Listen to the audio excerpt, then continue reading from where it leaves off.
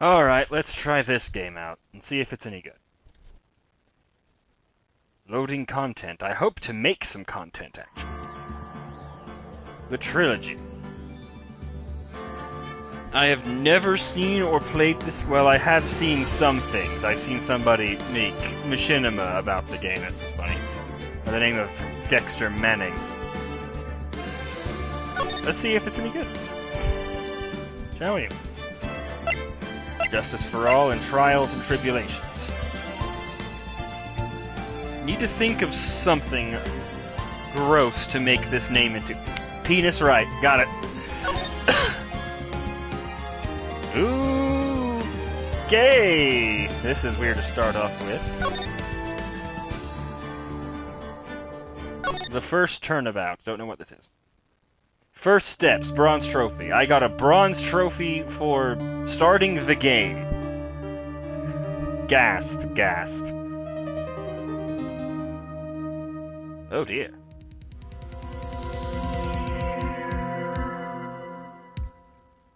Why me? I don't know who this is. I can't get caught up like this. Gotta find someone to pin this on. Someone like him. Sir, you got a thing on your forehead. I'll make it look like he did it. August 3rd, 9:47 a.m. District Court, Defendant Lobby number 2. Okay, so you've already told me who the culprit is, so... Huh.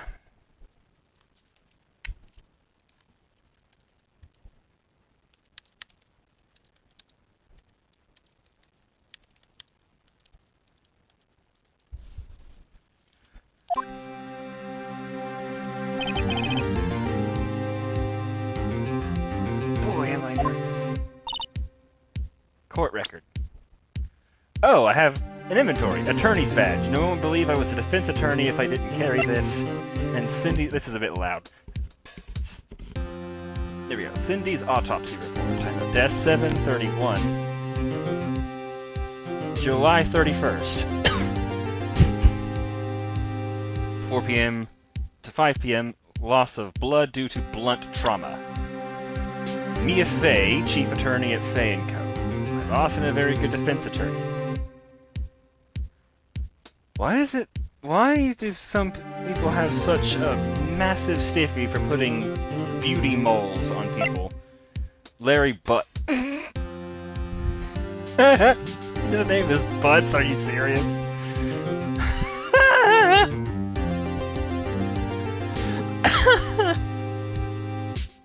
Okay, guys,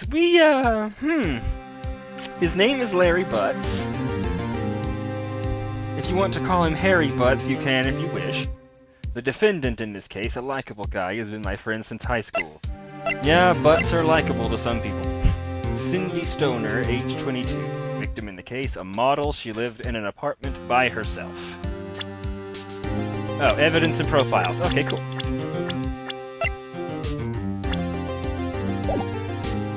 Right. Oh, hiya, Chief. I see that a badge on you too, but what is that around your neck? I'm glad we made it on time. Well, I have to say, Phoenix, I'm impressed. You got out of bed today and remembered where to go. Good job! Not everyone takes up a murder trial right off the bat like this. What? It says a lot about you, and your client as well. Wait, did he just finish the bar exam? Why the hell is Phoenix doing a murder trial in a bar exam? Or right after the bar exam? No, I'm not even a lawyer and never went to law school, and I know full well that isn't happening. They would not allow someone fresh out of school to do this. Thanks? Actually, it's because I owe him a favor. A favor? So you're biased? You mean you knew the defendant before this case? Yes. Actually, I kind of owe my current job to him. Oh. He's one of the reasons I became an attorney. Well, that's news to me. I don't know how this never came up. I was your boss this whole time. I want to help him out any way I can. I just really want to help him. I owe him that much. Don't know who this is. It's over.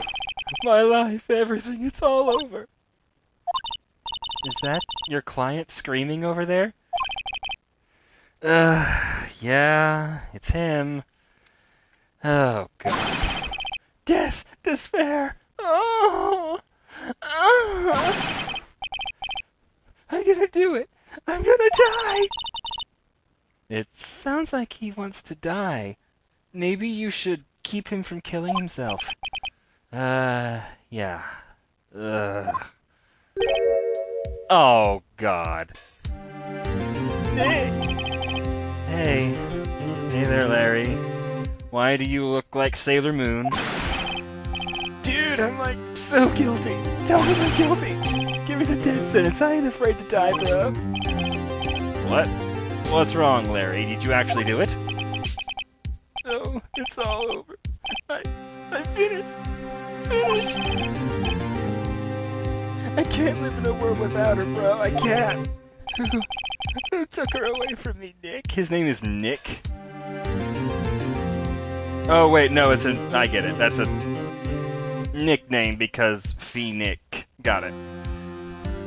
Or did he just change his name to Phoenix because he's really pretentious?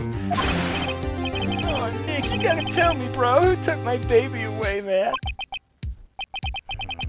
The person responsible for your girlfriend's death? You were dating her? That doesn't look good.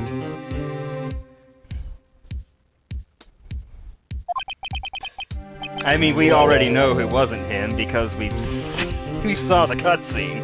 Thanks for that, by the way. Newspapers say it was you. If you believe newspapers, I don't know what to tell you. My name is Phoenix Wright. Here's the story no one asked for. My first case is a fairly simple one. A murder trial. Okay. I'm scared of the world you live in if a fairly simple trial is a murder trial. Just a second.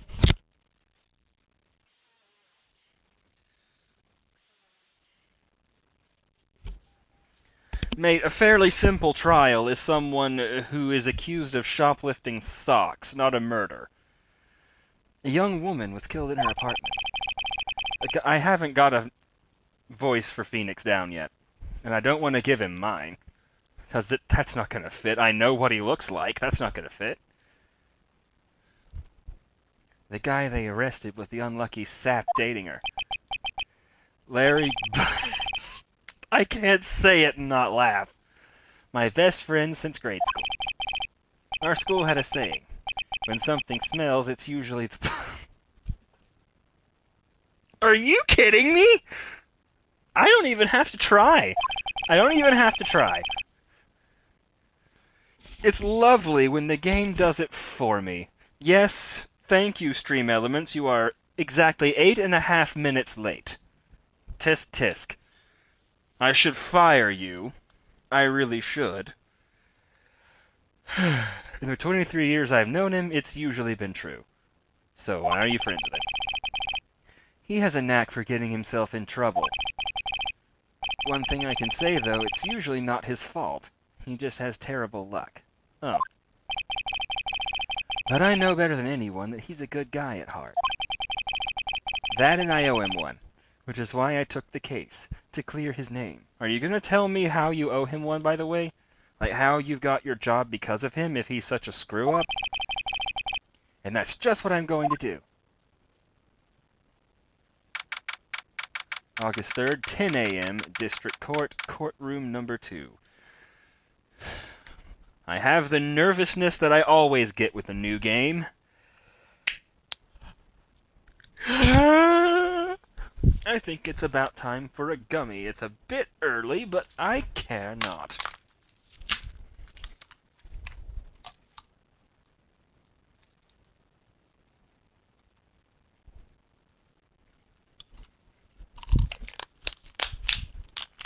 Close.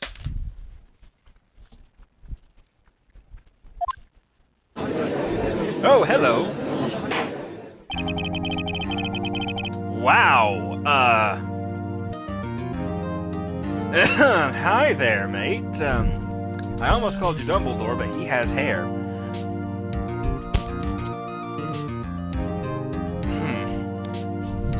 Uni, if you're here, could you answer something for me?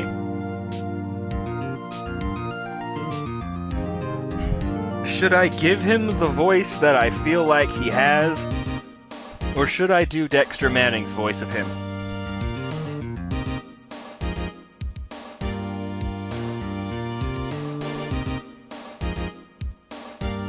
I know I should probably do my own.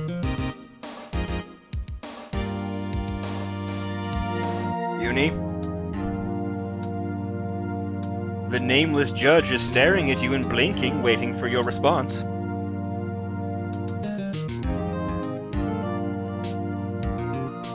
I think I see his beard getting longer waiting on you.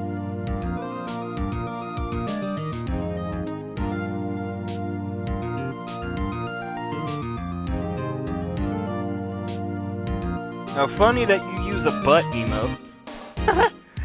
Should I use the voice for him that I think he would have, or should I try Dexter Manning's voice for him? Because I can do it. Of course, if you redeem a voice, that's the voice he'll have.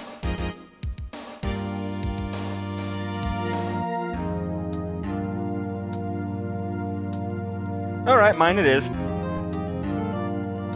Court is now in session for the trial of Mr. Larry Butts. Oh dear. Voice for you.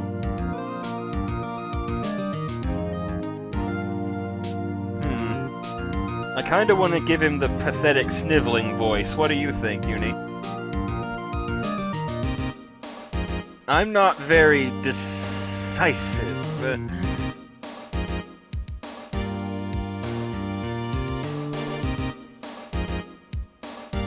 I might do Dexter's voice for him. Oh well. Your prosecution is ready, Your Honor. The defense is ready, Your Honor. Mr. Wright, this is your first trial, is it not? Yes, Your Honor. I'm, a little nervous. Yeah, so am I. Your conduct during this trial will decide the fate of your client. Murder is a serious charge. And for your client's sake, I hope you can control your nerves. Thank you, Your Honor. That wasn't for your benefit, Mr. Wright. Mr. Wright, given the circumstances, I think we should have a test to ascertain your readiness. Okay.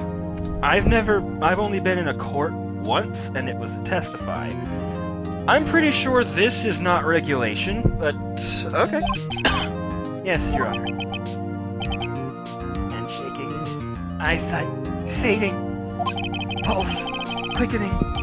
Pants wet. The test will consist of a few simple questions. Answer them clearly and concisely. Please state the name of the defendant in this case. Larry Butts. The defendant? Well, that's Larry Butts, Your Honor. Correct. Just keep your wits about you and you'll be fine. Next question. This is a murder trial. Tell me, what's the victim's name? Whew, I know this one. Glad I read the case report cover to cover so many times. Meaning, once. It's... Wait. Uh-oh. Oh god, Phoenix has ADHD too. No way, I forgot! I'm drawing a total blank here. Phoenix, are you absolutely sure you're up to this? You don't even know the victim's name? Oh, the victim. Of course I know the victim's name. Oh, look at her face. She's like, oh my god, Larry's doomed. I just forgot. Temporarily. I think I feel a migraine coming on. You and me both, madame. Cindy. Her name is Cindy. Look, the victim's name is listed in the court record. Just press the R1 button to check it any time, okay? Remember to check it often. Do it for me, please. I'm begging you. Mr. Wright, who is the victim in this case? Cinder block. Okay, I already love this. Cindy Stoner. Don't worry, Phoenix, I forgot her name too, because, well, she's dead, who cares? The victim's name is Cindy Stoner. Correct.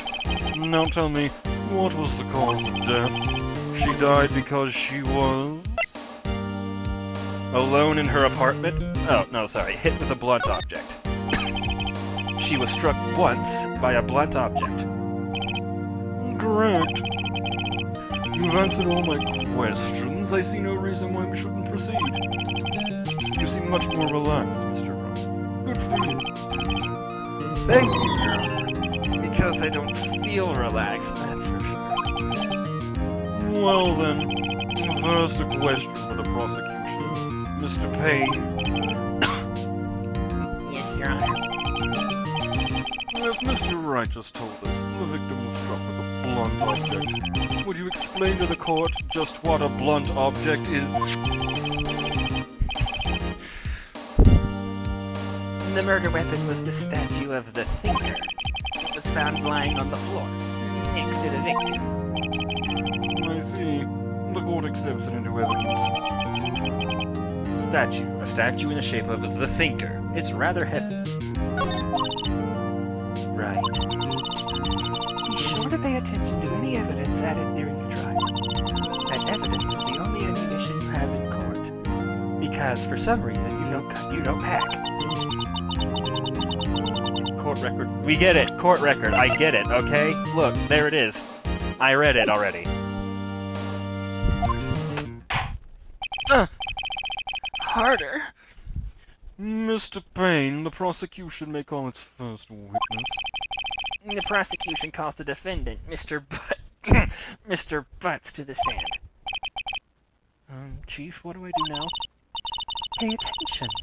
You don't want to miss any information that might help your client's case. You'll get your chance to respond to the prosecution later, so be ready.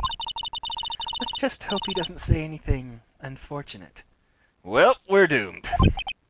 Uh-oh. Larry gets excited easily. This could be bad.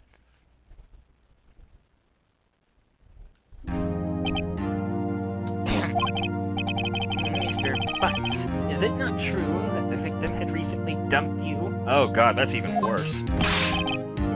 Hey, watch it, buddy! I think I might give him Joey's. We were great together. We were Romeo and Juliet, Cleopatra and Mark Antony. Didn't they all die? No, he's getting dude bro voice. I wasn't dumb, bro. She just wasn't taking my phone calls. Or like, seeing me. Never. Oh, he's twitching. What's it to you, anyway? Mr. Butts, what you describe is generally what we mean by dumped. In fact, she had completely abandoned you and was seeing other men. 3 at once, in fact. She had just returned from overseas with one of them the day before the murder. What do you mean, one of them? Lies! All of it lies, dude! I don't believe a word of it. Your Honor, the victim's passport. According to this, she was in Paris until the day before she died. The victim apparently arrived home from Paris at 7:30, the day before the murder. Indeed. She appears to have returned the day before the murder. The victim was a model, but did not have a large income. What? Hold on, quick Google. How much do models make?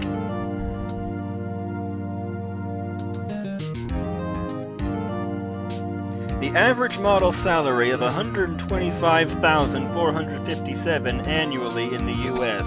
Doesn't have a large income, my ass. It appears she had several sugar daddies. Oh, God. Are you sure she was a model? Daddies? Sugar? Yes, older men who gave her money in gifts. Kind of like a pimp. She took their money and used it to support her lifestyle. Larry, it's starting to look like you dodged a bullet, my man. Dude! You can clearly see what kind of woman this Miss Stone was. A gold-digging hoe. Tell me, Mr. Butts, what do you think of her now? Right.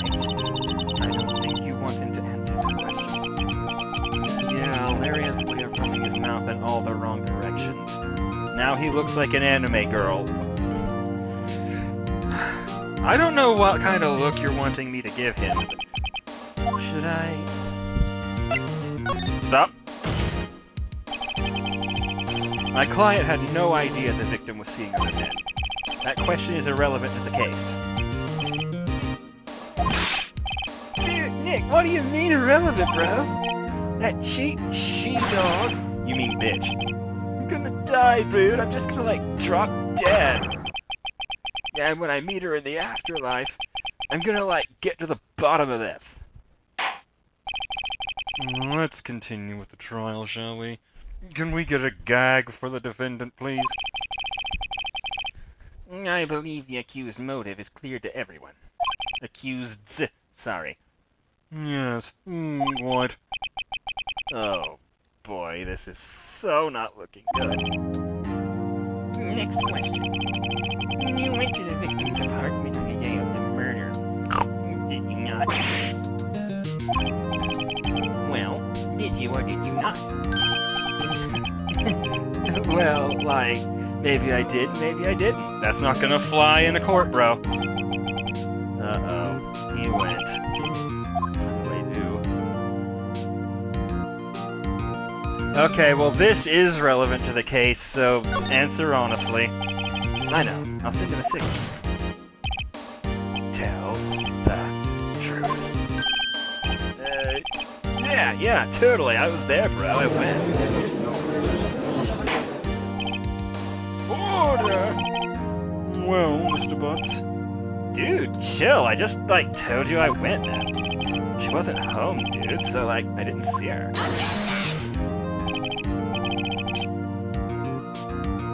Excuse me? Bro, are you a chick? Your Honor, the defendant is lying. Right. The prosecution would like to call a witness who can prove Mr. Butts is lying. Well, that simplifies matters. Who was your witness? The man who found the victim's body. One of her sugar daddies, no doubt? Before making the gruesome discovery, he saw the defendant fleeing the scene of the crime. I suppose he can prove that? Order! Order in the court! Mr. Payne, the prosecution may call its witness. Yes, Your Honor. This is bad. Bad is a weak word, but yeah, sure. On the day of the murder, my witness was selling newspapers at the victim's building. Okay, not a sugar daddy then.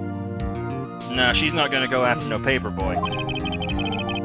Please bring Mr. Frank Sowit to the stand. Yeah, this is Dot Man, isn't it? Yeah, oh god. Bro, could you do me a favor and go back to Majora's Mask where you belong?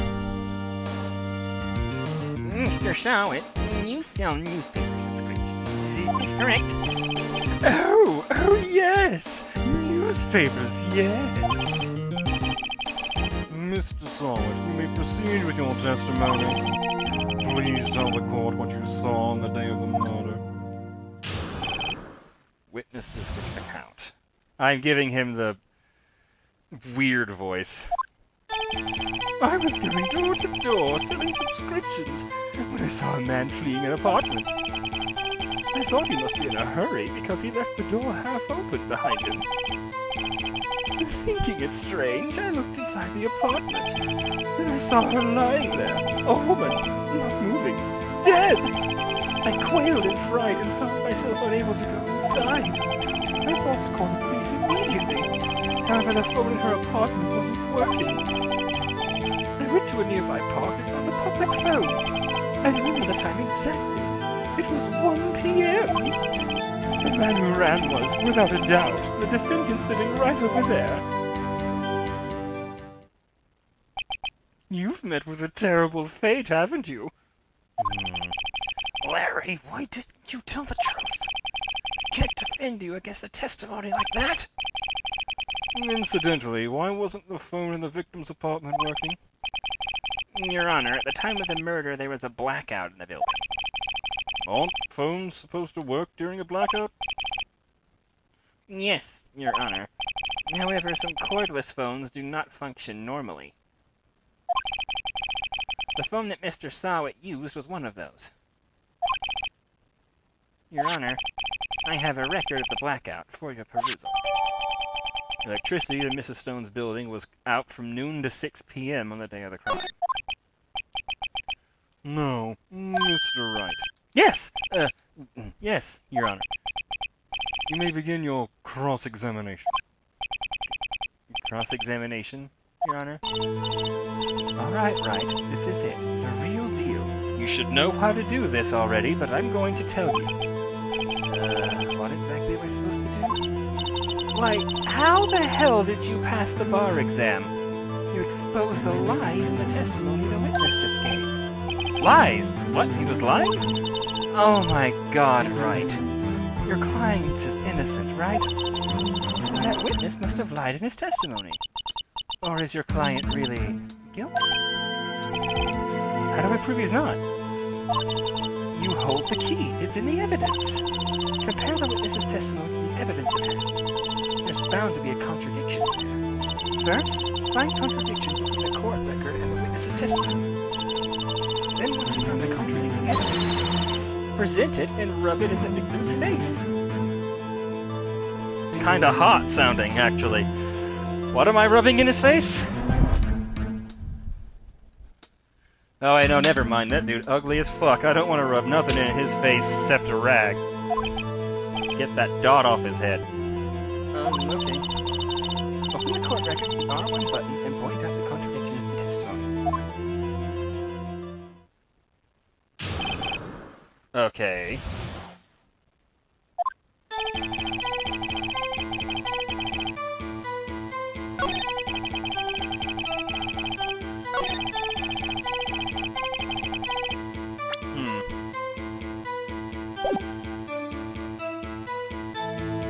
Press. Oh! Isn't a man leaving an apartment a common sight? I find it odd you would take notice of it. I don't know. He just seemed strange to me, that's all. Like he was mad and yet frightened at the same time. Just like a criminal fleeing the scene of a crime. Bro, I know you did it. The defense requests that the witness refrain from conjecture. Of course. What the witness means is that the man he saw looked suspicious. So what happened next?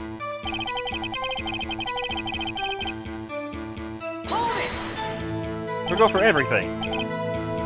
Half open, you say?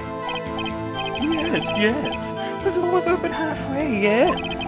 I watched for a moment, but no one came to close the door.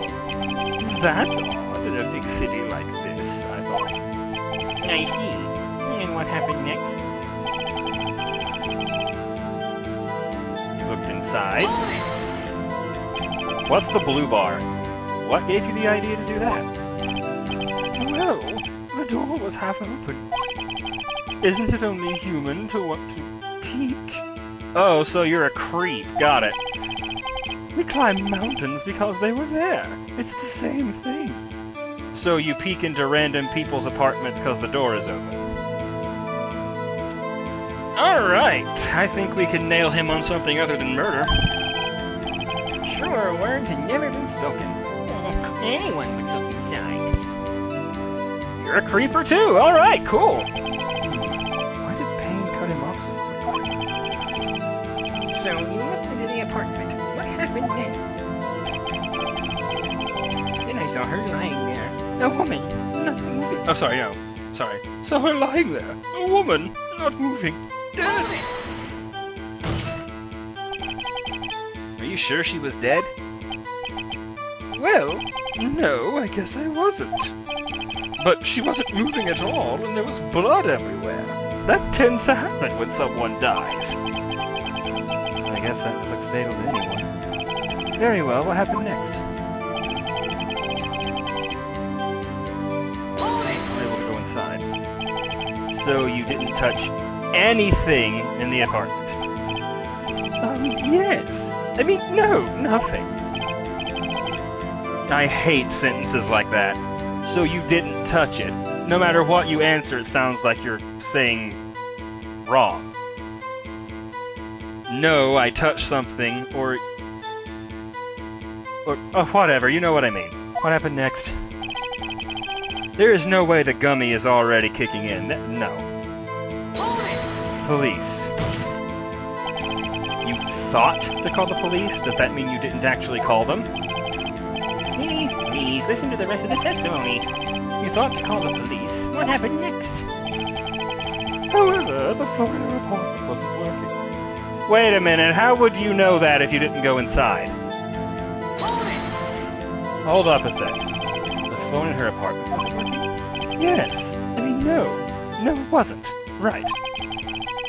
You see, yes, it wasn't working. No, it wasn't working. But you said you didn't go into the apartment. Or did you? Oh, that! I can explain that. There was a cordless phone on a shelf in the entranceway. I reached inside and tried using that to call. You said you didn't touch anything. Hold on. And that phone wasn't working, correct? What happened next? I went to a nearby park and found a public phone. Why use a public phone? Well, you see, I don't have a cell phone.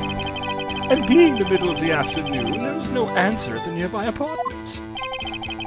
Ah, right. What time did you call again? I remember the time exactly. It was 1 p.m. 1 p.m. Are you certain? Yes, absolutely. He seems really confident. 1 p.m.? Right.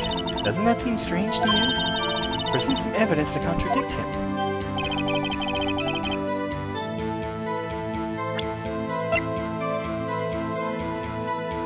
Oh! Oh, hello!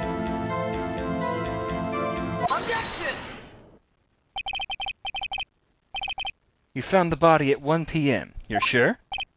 Yes, it was 1 p.m. for certain. Frankly, I find that hard to believe. Your statement directly contradicts the autopsy report. The autopsy notes the time of death at some time after 4 p.m. There was no body to find at 1 p.m. How do you explain this 3-hour gap?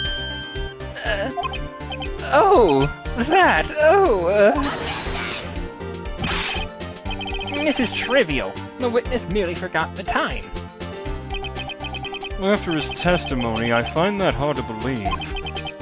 Mr. Starwood, why were you so certain that you found the body at 1 p.m.? Gee, that's a really good question. Oh, boy. Well... Good job, Wright. Way to put him on the spot. That's all you have to do. Point out contradictions. Is that all I have to do in the game? Sick.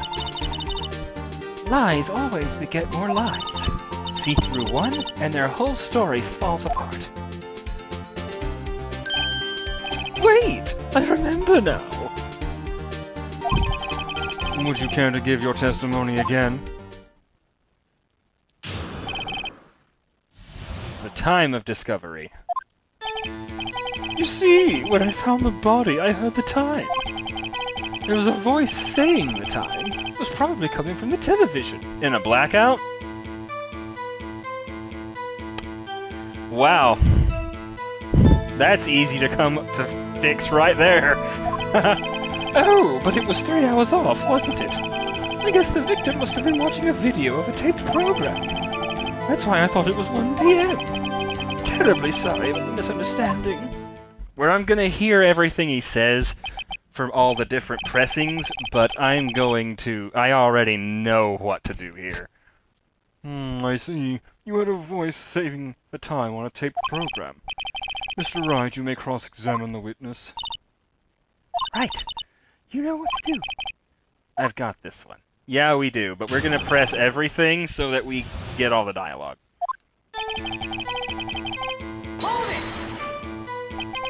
You said heard, not saw? Yes, heard. All I saw was the body lying there. I didn't think to look at anything else, least of all my watch. Isn't that a little strange? So you're saying you heard something? If you were so shocked by the body, you wouldn't hear anything at all. The witness did say he actually heard the time. It's ludicrous to suggest he wouldn't hear anything. I have to agree with the prosecution. Witness, continue your testimony.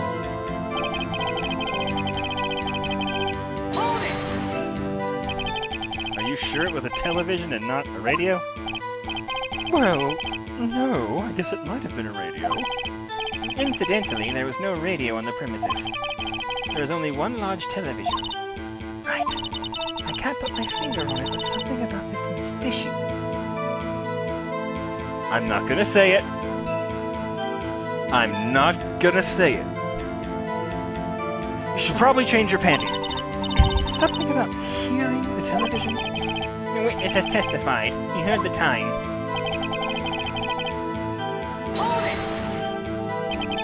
How do you explain the gap? Well, witness, can you explain this gap you have between you?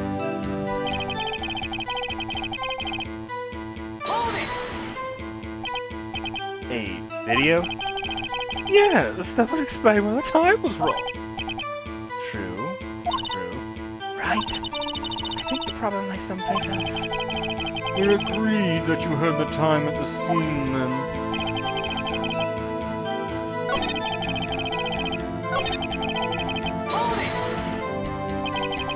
Are you sure the voice you heard said it was 1 p.m.? Yes, I can practically hear it now. It was quite clear. Mr. Payne, has the prosecution verified this testimony? My apologies, Your Honor. I, too, have only just learned that the witness heard the time. Oh, I'm really sorry. I only remembered it just now. Sure you did. What is this misunderstanding you speak of? Well, you just watch it. Not much point in pressing him on that one, was there? No, there wasn't. But I already know what to do here.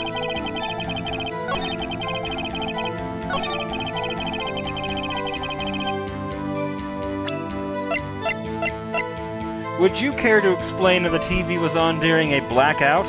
Objection! Hold it right there. The prosecution has said there was a blackout at the time of the discovery.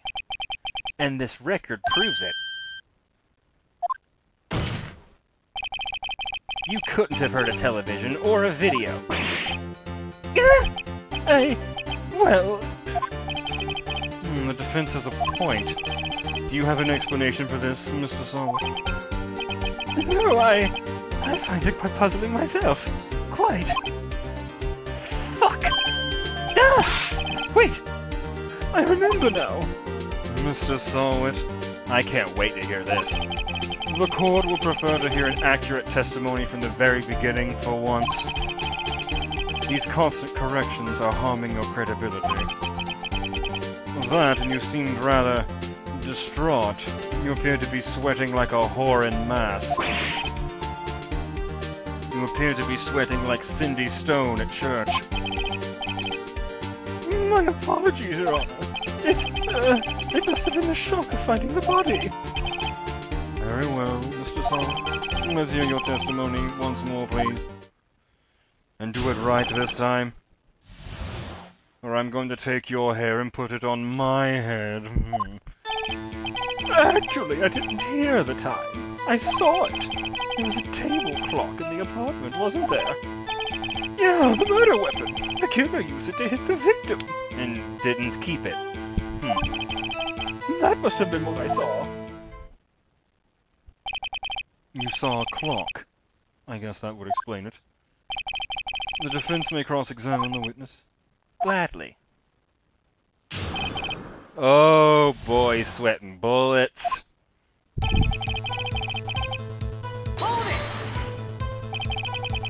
That strikes me as a very suspicious mistake. Yes, I can see how you'd be a little doubtful. I'm really sorry. I only just remembered that table clock. table clock. Was there? A table clock? Was there a clock at the scene? This is the first I've heard of it.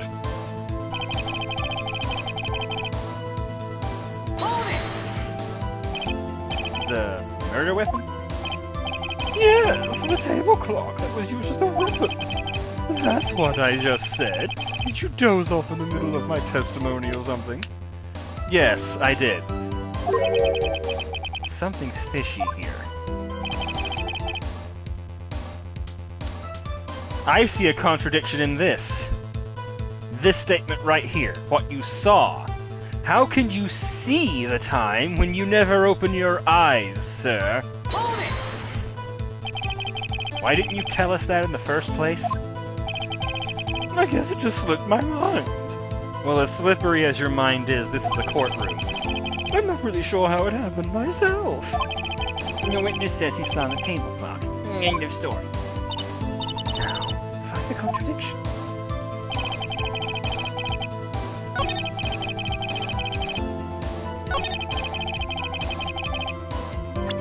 The murder weapon, huh? It's a statue. Objection! Wait just a moment. The murder weapon wasn't a clock, it was the statue. Now, how is this supposed to be a clock? You with your objections and your evidence. But who do you think you are? A defense attorney. Nice music. Just answer the question, Mr. Solid. Oh, he opened his eyes. Oh, God. Hey, I saw it there, okay? That's a clock. Your Honor, if I may, Yes, Mr. Banks. as the witness stated, the statue is indeed a clock. The neck is a switch. It is tilted and it says the time out loud. As it doesn't look like a clock, I submitted it as a statue. My apologies. I see. So the murder weapon was a table clock, after all. Well, Mr. Wright, it appears that the witness's testimony was correct. This is the clock. Do you have any problems with this testimony now? Yes, I do. Your Honor, there is a gaping hole in the witness's testimony. The only way he could have known the weapon was a clock is to hold it in his hand. The witness testified that he never entered the apartment. Clearly a contradiction. Indeed. The witness knew it was a clock because he went into the apartment. You're lying. You were inside the apartment on the day of the murder. Oh yeah, prove it. Prove I was in there. I'll do better than that. I can prove you were the one who killed her. You struck her with the clock, and the shock of the blow triggered the clock's voice. That was the sound you heard. Order in the court. Intriguing. Please continue, Mr. Wright. Yes, Your Honor. Mr. Sawit, the sound must have left quite an impression on you. Understandable, since the murder weapon spoke just as you hit the victim. That voice was burned into your mind. That's why you were so certain about the time. What's the meaning of this? This is all baseless conjecture. Faceless? Just look at the witness's face. Would the witness care to elaborate? Did you strike the victim with the clock? He's not going to say yes. That day, I never... Look, the clock, I heard, no, saw, I mean I saw.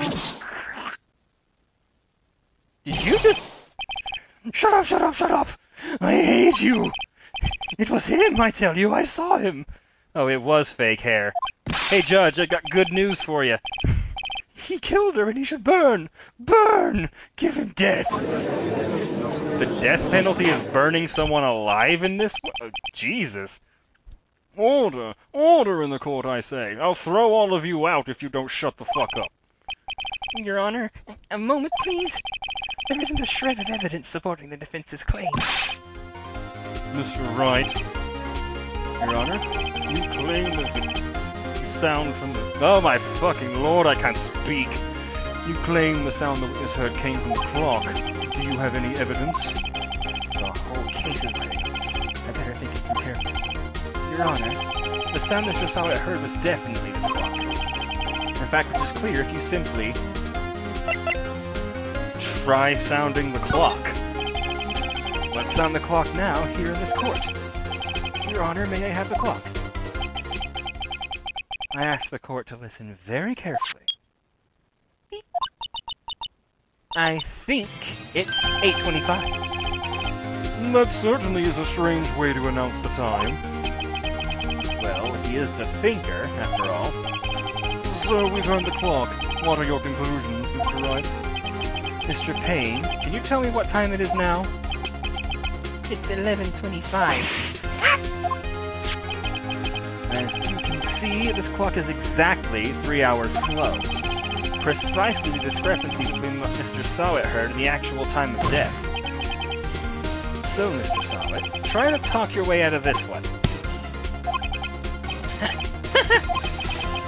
You forgot one thing. Uh-oh. What's he talking about now? Well, it may seem that the clock is running 3 hours slow. It proves nothing. How do you know it was running 3 hours slow on the day of the murder? If you can't prove that, you don't have a case. Oh. Shit. He's right. How am I gonna prove that? Damn it! I was so close. Mr. Wright, it seems you lack the critical evidence to support your claim. Yes, Your Honor. This means I cannot let you indict the witness. Unfortunately. This ends the cross-examination of Mr. Frank Sowett. I came all the way down here to testify, and look what happens! You treat me like a criminal. My hair falls off! You lawyers are all slime! I almost had it. Sorry, Larry. I failed you. There's nothing I can do about it now. Not so fast, Mr. Silent. Mia? You mean Chief? Listen up, Wright. Don't throw this one away. Not like this. Think. But, Chief, it's over. I can't prove the clock was slow the day of the murder. Nobody can prove that. Well, yes. But that doesn't mean you can't still win. Try thinking out of the box. Don't waste time doubting the facts. Assume the clock was 3 hours slow and think through it. Ask yourself, why was the clock 3 hours slow? Figure out the reason and you'll have the proof. Right? Can you think of a reason as to why the clock would be 3 hours slow?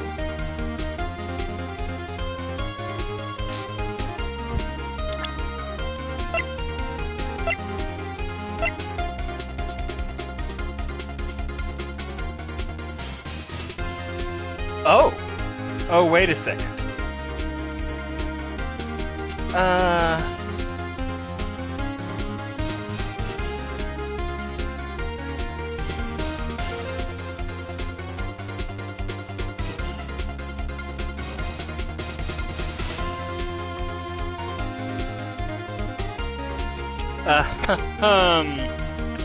I think we might have it. Yes, I can. Wait! Maybe I can prove it. I must have evidence somewhere that can prove it. Find it and let them have it. Well, Mr. Wright, I'm very bored. You say the clock was already running slow on the day of the murder. Have you found evidence to support this claim? Of course. There's a piece of evidence in the court record that can prove my claim beyond a doubt. Tough words. Let's see you pull this one off. Well, let's see this evidence that proves why the clock was running slow. Take that! The victim had just returned home from abroad the day before the murder. As we all know, the time difference between here and Paris is 9 hours. When it's 4 p.m. here, it's 1 a.m. the next day there. The clock wasn't 3 hours slow, it was 9 hours fast. The victim hadn't reset her clock since returning home. That's why the time you heard when you struck her dead in her apartment was wrong. proof enough for you, Mr. Solid? Or should I say, Mr. Did It?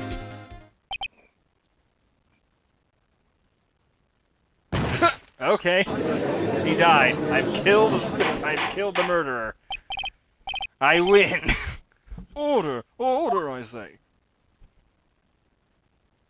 Well, this case has certainly turned out differently than we all expected. The witness got rabies out of nowhere. Mr. Payne, how is he doing? He was arrested and has been taken away, Your Honor. Very well. Mr. Wright? Yes. I have to say I'm impressed. I don't think I've ever seen someone complete a defense so quickly. Why, thank you. And find the true culprit at the same time.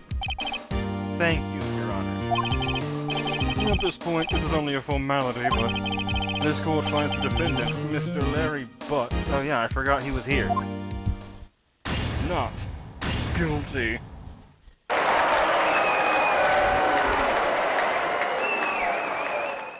Confetti in the courtroom, woohoo. And with that, this court is adjourned. I must apply my beard oil post-haste. It turns out that Frank Solid was a common burglar. He posed as a newspaper salesman to check and see when people were out of the house. That day, when Larry went to her apartment, the victim wasn't home. After he left, Mr. Solid let himself in to do his dirty work. While he was searching her place, the victim returned. Flustered, Mr. Solid grabbed the nearest blunt object he could find and bashed a bitch with it. August 3rd, 2:32 p.m., District Court, Defendant Lobby Number 2. Ugh, I still can't believe you won. Right, good job, and congratulations. Thanks, Chief. I owe it all to you. Not at all, not at all. You fought your own battles, and it's been a while since I've seen a trial end on such a satisfying note. I've never seen the Chief looking this happy. If she's this glad, imagine how Larry must feel.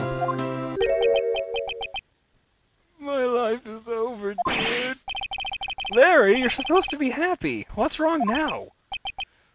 Oh, Nick, bro, like, don't worry about me. I'll be dead and gone soon, dude. Good. Wait, no. I mean, bad. Bad, bad, bad. Larry, you're innocent. The case is closed. But my Cindy Windy's gone, dude. Gone forever. Larry, she was a hooker. Congratulations, Harry. Harry? Yes, you. I can practically see the headlines now. Oh, God. I made this joke already, Matt.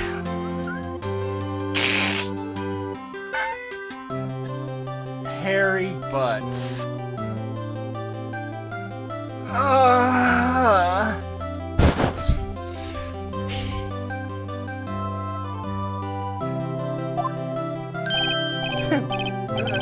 Thanks.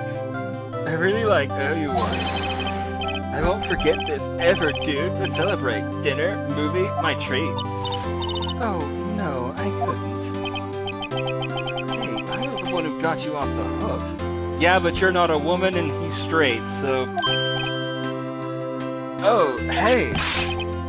Here, take this, dude. It's a present. Present? For me?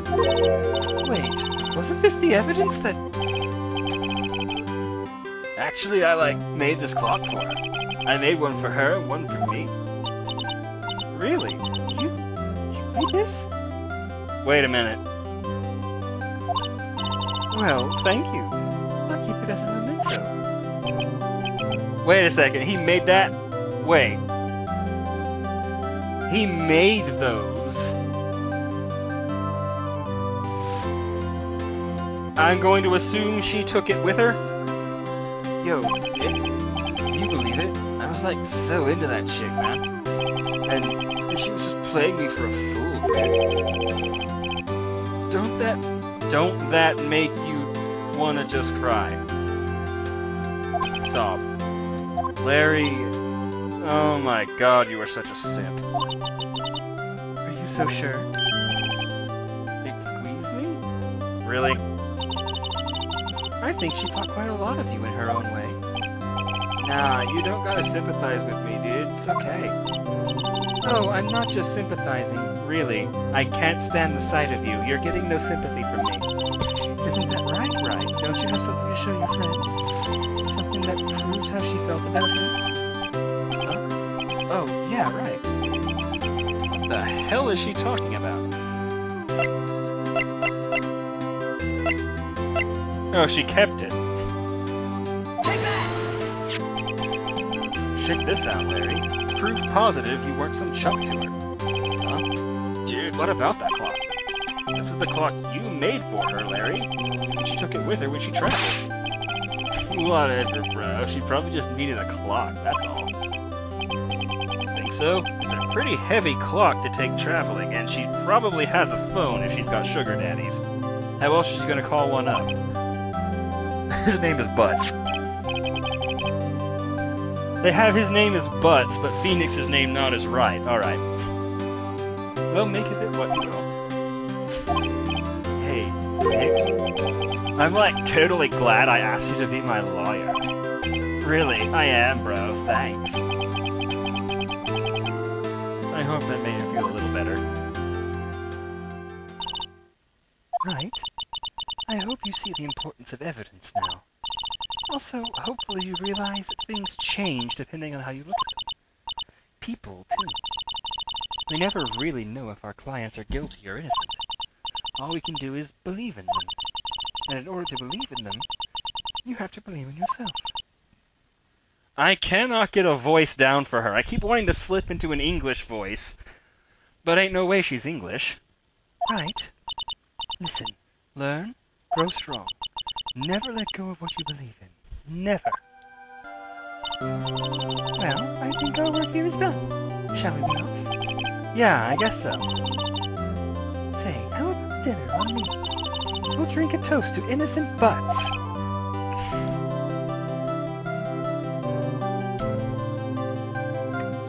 You can't see it, but I have double face-palmed.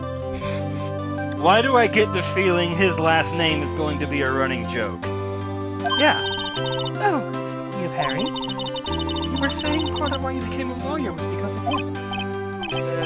Yeah, part at least. You'll have to tell me more about it sometime.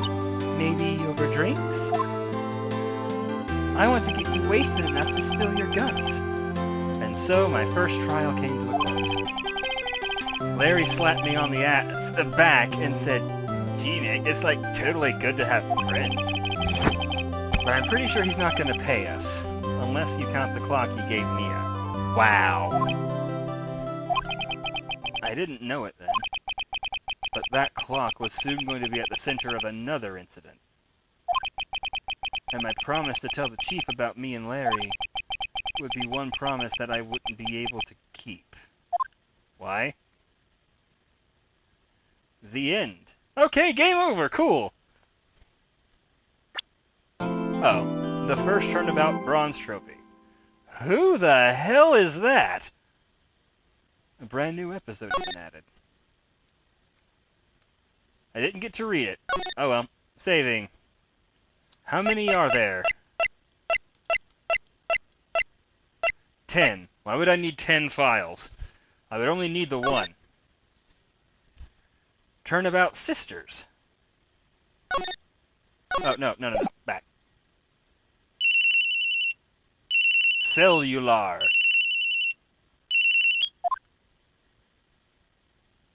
Hello? This is Maya. Hey, Maya, it's me. Mia! What's up? You haven't called in a while.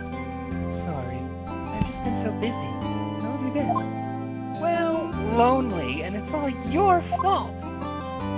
Nah, I've been great. I'm finally getting used to having my own place.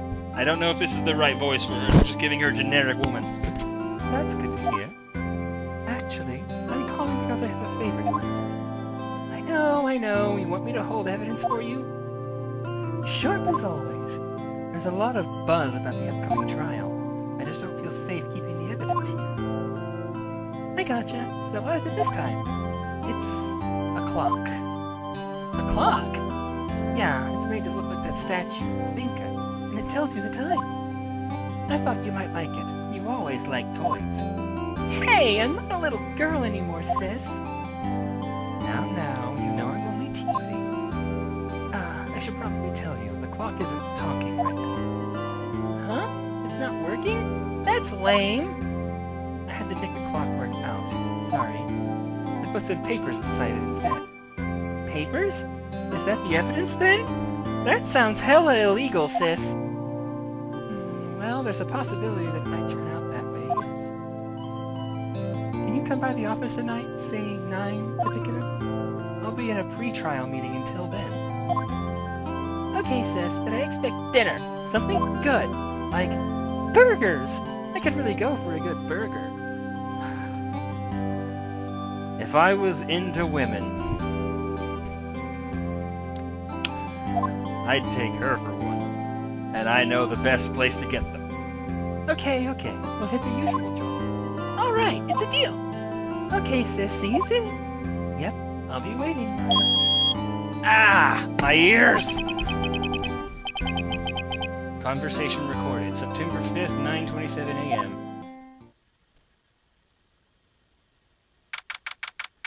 September 5th, 8:57 p.m. Fay & Co. Law Offices.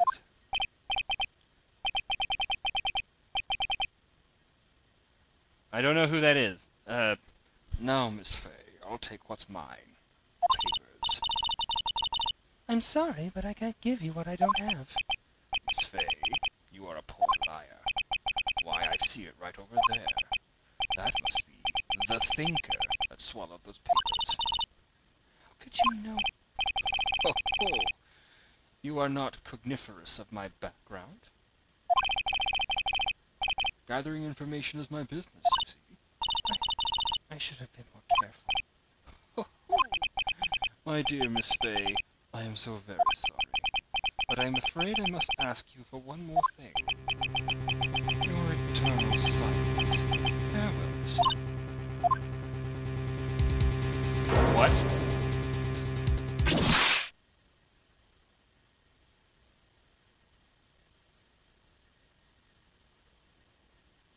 Red, white, blue.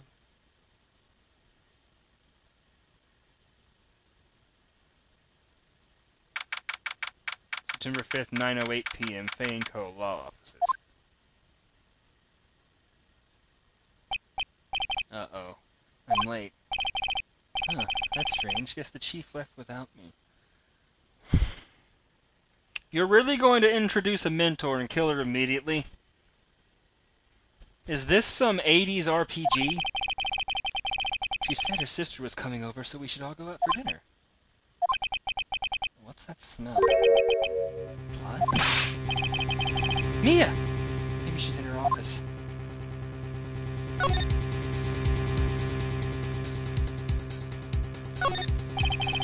Smell blood. That can't be good. Let's check and see if Mia. The chief something. Anything in here? Nothing at all? Nothing. Okay. Move. Office. Oh, I see. Oh, God. That smell. Blood. Sob. Someone's there. Oh, dear. Chief. Chief? Chief! Oh, okay. Granted, she is kind of cute. Voice for you. I can't go too high.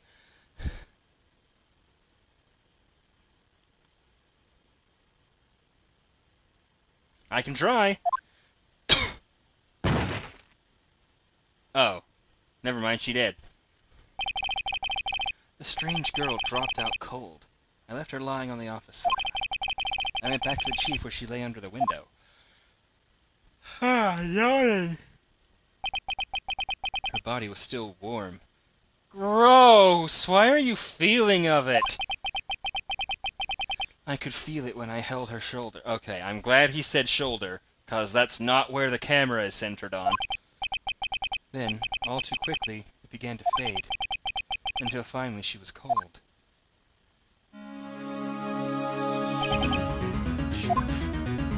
Examine.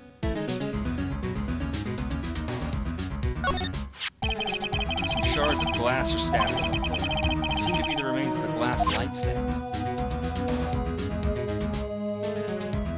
This game has more to it than just talking and contradictions. Alright, interesting.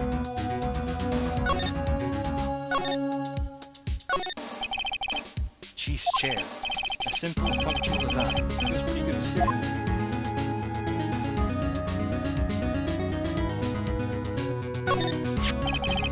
It's encrusted with dried blood. Again. How ironic, this became a murder weapon. Again. It's hard seeing her like this, but there are any clues here. She was struck on the head with a blunt object. She probably died instantly. The finger lying next to her must have been murdered. Looks like a statue. But it's actually a clock, made by Larry Butts. There's some glass shards in the chief's body. Some pieces of the glass light stand lying broken in the back. Glass shards! The broken remains of the glass light stand, broken beyond all recognition. Nothing else that seems like a clue. Piece of paper. Must have fallen from Mia's hand.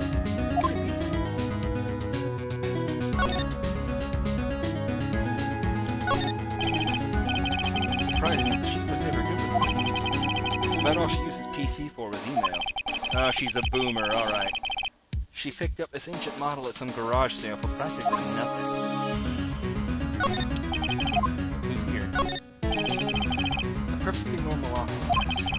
The chief had a very particular policy about office decor. He's been big on stuff the clients use, but keep your own stuff simple. Why? Why should you do that? The Fay & Co. ledger book. Everything is written in the chief's ultra-neat handwriting. It's a small office, but it makes a good bit of money. Right. I better call the police. The screws in the receiver. It's almost halfway through taking the message. Police! Please, come quick. What was that? Someone screaming from outside the window. Who the fuck are you? She's staring right at me. She's holding a phone in her hand.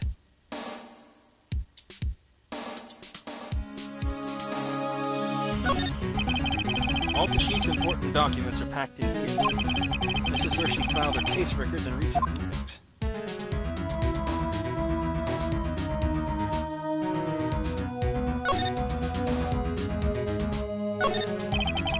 There's a large building right across from the office. The Gatewater Hotel, a nice, luxurious place. Is it? Is it? Is it? It's painful to look, but I have to for his sake. Probably died instantly.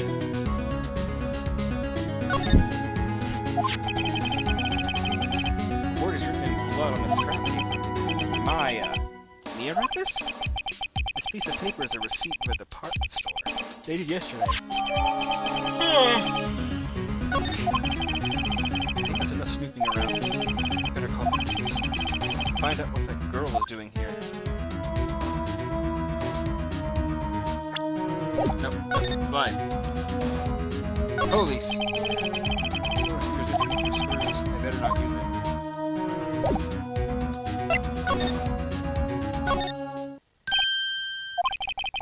That girl just now, where'd she go? I put her right there on that sofa. Uh-oh, I hope she didn't run on me. Don't scare me like that! Excuse me, but who are you? It's okay, I work here.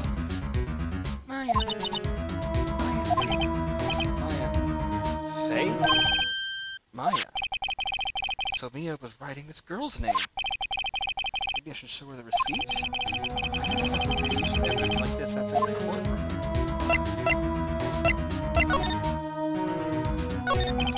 She seems to be in shock. I don't want to disturb her, but I have to know. Excuse me? Can you tell me what happened?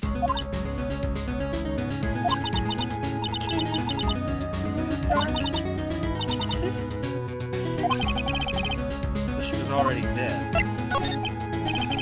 So you're the chief's sister. Your younger sister. And you were here visiting? This late at night? Yes. She said she wanted me to get some evidence. Evidence? Yes. It was that clock. I think...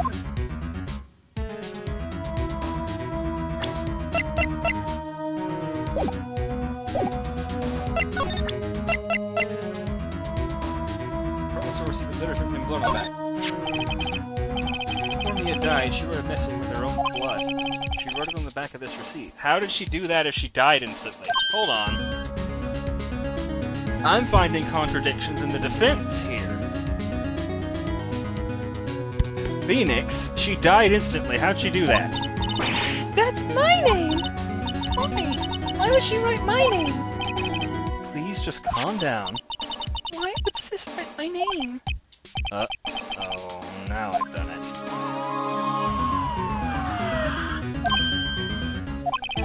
Oh god, SpongeBob and Patrick are here. You heard what the text... You saw what the text was. Police! Sounds like they're coming this way. Freeze! Police! Who the hell are you? Jesus Christ, the man's 5 feet wide! I'm Detective Gumshoe, see? Gumshoe? What an odd name. Gumshoe is now your name. Received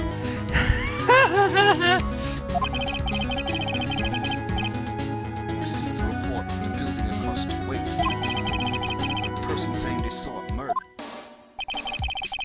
It must have been that woman I saw. That's about 1 size away from having her tits out. In that absolutely hideous outfit. Anyway, I don't want any of you moving 1 inch, Kate. He'd know a lot about moving 1 inch. Great. Jasper. Maya. Wait, she wouldn't... Whoa! Excuse me. This word Maya here mean anything to you? That's my name. What? The victim drew this here in her own blood, see? With a dying breath, she wrote down the killer's name. Killer? I'm not... Case closed. You're coming down to the precinct, ma'am. The fuck kind of detective are you? You see one bit of evidence that could mean anything, and... whatever. I can't expect anyone to do their jobs. Payne sure didn't. Mia's younger sister, Maya, was arrested on the spot. I was taken in for questioning and didn't get out until the next morning. My eyes were heavy. My pants were dirty.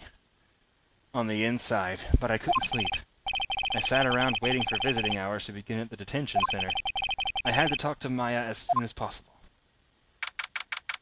September 6th, 9:07 a.m., detention center, visitor's room. Wow. You have poor Maya locked up like a criminal. Oh! It's you! The lawyer! Good morning. Good morning! She looks so tired. Are you going to be my attorney? Well, that's what I wanted to talk to you about. Of course I will. I want in on this.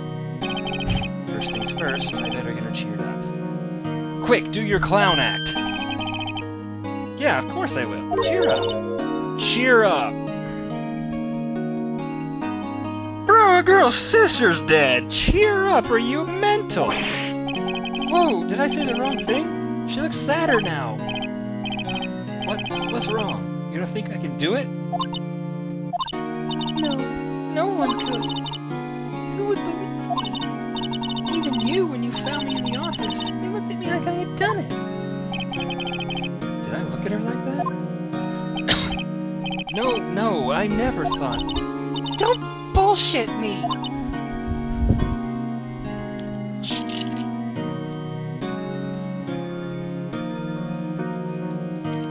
I need a drink, sorry. Maybe if I lubricate my throat with something that isn't lube.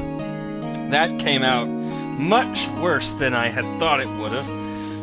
Maybe I can do a better voice. And I've also heard about you. Heard? Heard what about me? I was talking to my sister on the phone the other day. Today is my junior partner's first time in court. Wow, really? How'd that go? He shit himself.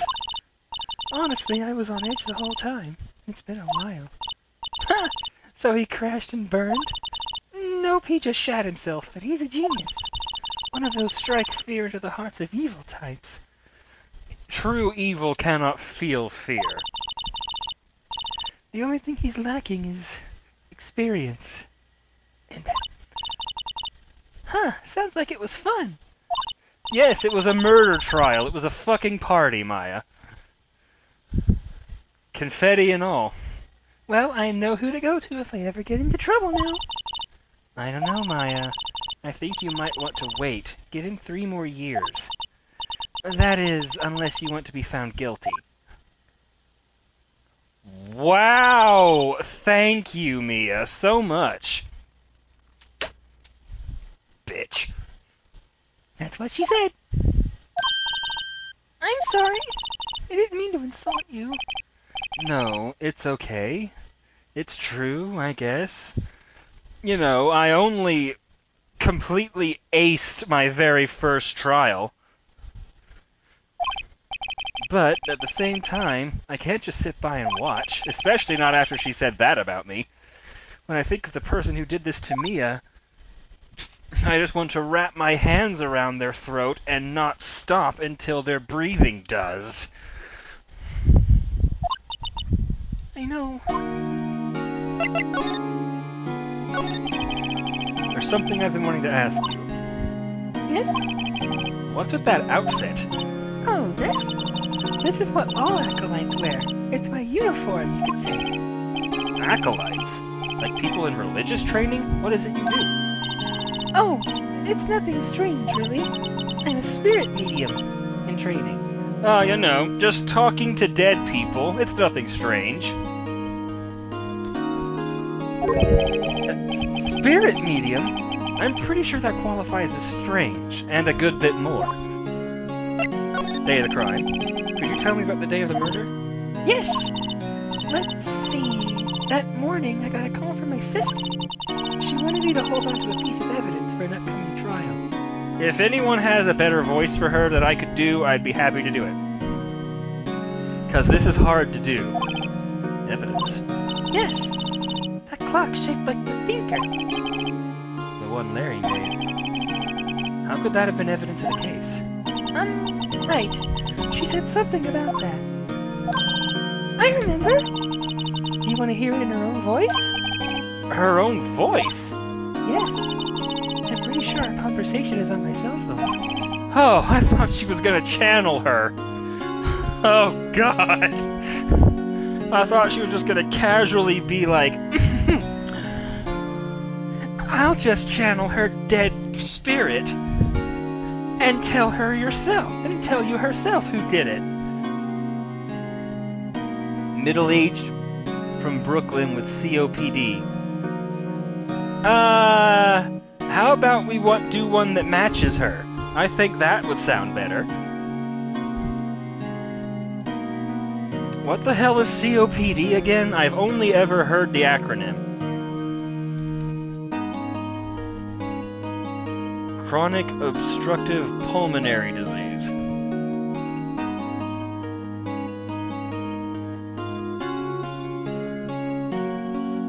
Chronic smokers. You want her to be a Brooklyn chain smoker? No.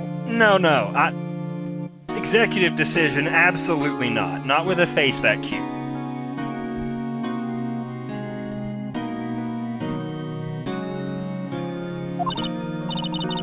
Yeah, I forgot how to delete those things. See? That doesn't work. No. Never.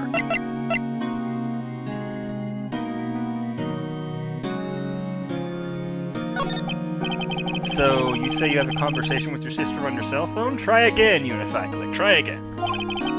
Let's hear it. Right! Oh!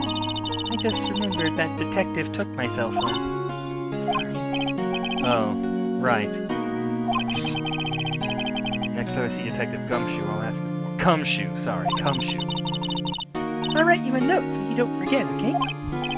Sure, thanks. I'll probably lose the note. Maya's memo. A conversation I have with my sister is recorded on my cell phone. It takes that many lines for you to write a single sentence? Art thou William Shakespeare?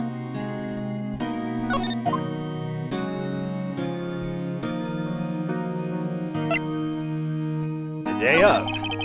Did you tell me about the day of the murder? Sorry, I know it must be hard. No, it's okay. All I've been doing the last few hours is talking about it to myself. I've kind of gotten used to it. Let's see. That morning I got a call from my sister. She wanted me to hold on to a piece of evidence for an upcoming trial, which I'm pretty sure is illegal. That's the thinker clock that Lenny made. It practically qualifies as a serial murderer by now. I saw it kill Lucky Charms. So then, when did you arrive at the office? It was right around 9. Alright, until further notice. The lights were off and I could smell blood. But then I found her, my sister. Nope, doesn't work. She's not a Southern Belle. Not with that outfit. Thanks, Maya. That's all I need to hear for now. I think when I put this up on YouTube, it will be called The Woman with Many Voices. Or The Girl with Many Voices. So you're an acolyte, a medium in training? That's right. The Fae family, especially the women, have always been very sensitive to the spirit world. And so, your older sister was a lawyer. Right. Wait a second, you said the Fae family? So Mia was into this stuff too? Of course! She left the mountain to follow her career, she said. Her powers were first class, too. I had no idea. That sure would have been handy to have on the last trial, Mia. But also, I do kind of see why they didn't. There would be absolutely no tension if she just channeled that hooker and was just like, he killed me! Damn, she would have made... How has she ever lost a case if she can do that? Because spirit medium like this, it seems like this is an actual career in this universe. Wait! What? So you're a real, honest-to-goodness spirit medium, with ESP and all that? Yes. In training. Well, can't you contact me as spirit then? We can just ask her who killed her. Exactly. Sorry. I'm still in training. I couldn't do something on that level. I thought that would be too easy. Huh? Something the matter? I was wondering, can I ask you a favor? Depends on the favor. This is the address of a famous lawyer. My sister gave me this a long time ago. She said if I was ever in trouble, I should call him. And, well, I'm in trouble. You think you'd go ask him to represent me?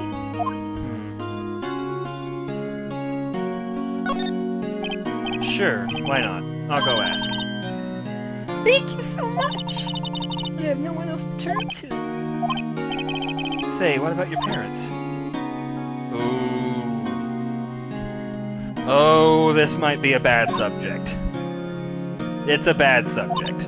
Good job, Phoenix. I see. Don't worry, leave it to me. Thank you. Trial's tomorrow at 10. What? Tomorrow? Tomorrow. What if this guy refuses? It's told me that if I don't find one, the state will pick an attorney to defend me. When will that happen? They're giving me until 4 this afternoon. And visiting hours are almost up. I better hurry. Right, I'll be back.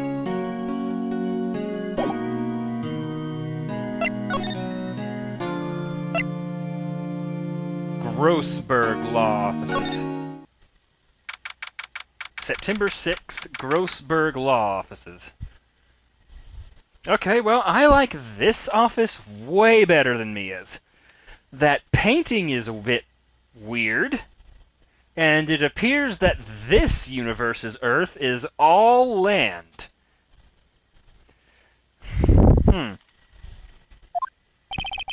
According to the receptionist, the big boss is out. She couldn't say when he'd be back. It's hard to keep track of everything when you're a famous lawyer. Not to mention run an office like this. I guess I'll just have to come back later. Touch everything! An expensive potted plant. No idea what kind of plant it is, but it's probably the most expensive one available. Alright, this lawyer's a hotshot. Got it. A table for clients. Elegant ebony case. And if I'm not mistaken, that lighter's made of solid gold. Even I can tell someone here's got money to burn. I didn't even notice the lighter. Lads, that is a big-ass lighter!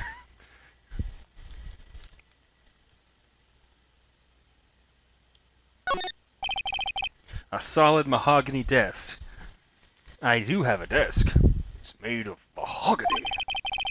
My wood's been polished to a deep luster. I love mahogany.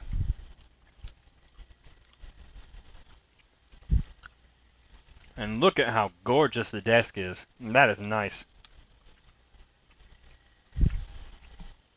It'd be nicer, though, if there were secret compartments all in it. One especially used for the cocaine that this guy absolutely does. Expensive-looking mahogany bookshelves filled with expensive-looking books. Funny. They don't look like they've ever been read. Oh, he's a poser?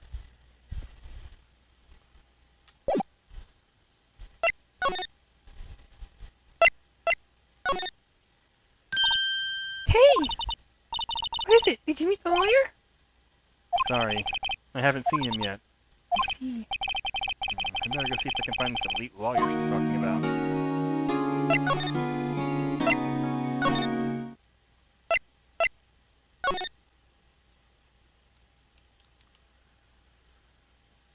Oh. That painting has been bugging me ever since I stepped in here. The oil paint is so thick it's practically giving me a stuffed nose. I'm sure the price is nothing to sneeze at either, for that matter. Ha, I get it. Stuffed nose sneeze.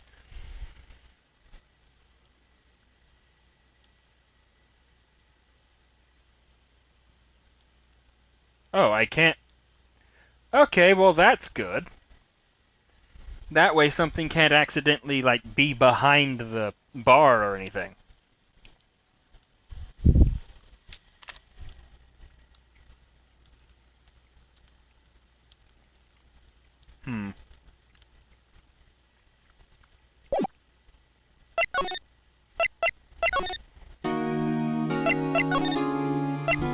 Family? What about your family? I only have my sister. Oh, no. My father died when I was very young. And I don't know where my mother is. Don't know? So she could still be alive? What's your mama like? The women in my family have been mediums for generations. They say a lot of spiritual power runs in our blood. About 15 years ago, our family was involved in an incident. There was a man, and he ruined our mother's life. Ruined? After that, she disappeared. Several years after that, my sister announced she had become a lawyer, and she left the mountain. So you live by yourself? Yes, I got used to it. It's not hard to get used to. Oh, also, I had to become independent or I lose my powers. I feel bad for her, all by herself on that mountain. Your mother's enemy, who is that? So who is this man who ruined your mother? About 15 years ago, there was an unusual murder case. It made quite a stir. Everyone was talking about it, apparently. The police were running out of leads and they were getting desperate. Wait, they didn't use a spirit medium, did they? The police convinced my mother to try to contact the victim. Wow. So what happened? The case was solved. We thought. You thought? The man my mother helped the police capture was innocent. The police's consultation with the medium had all been carried out in secret, of course. A man found out about it and leaked it to the press. He told all the papers that my mother was a fraud, and the media jumped on it big time. My mother became the laughingstock of the nation. I see. Excuse me? White? That was his name. My sister told me. White.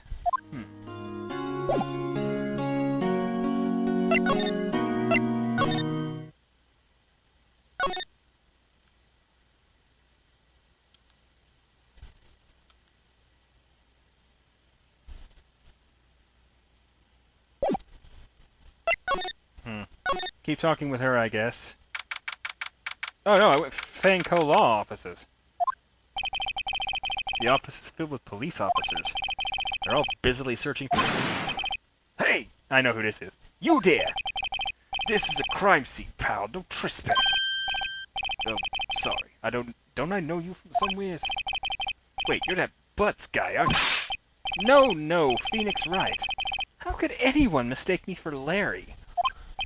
I guess I got the wrong name, Mr. Wright. Sorry about that. Tell me, sir, does your tie just undone like that normally because you're bad, or is your neck really 6 inches long? That Butts guy, he was a killer, and you're no killer, right? He was proven innocent. Right, and you were... Detective Suede Shoes. Detective Cumshoe is his name. Cumshoe, wasn't it? Dick...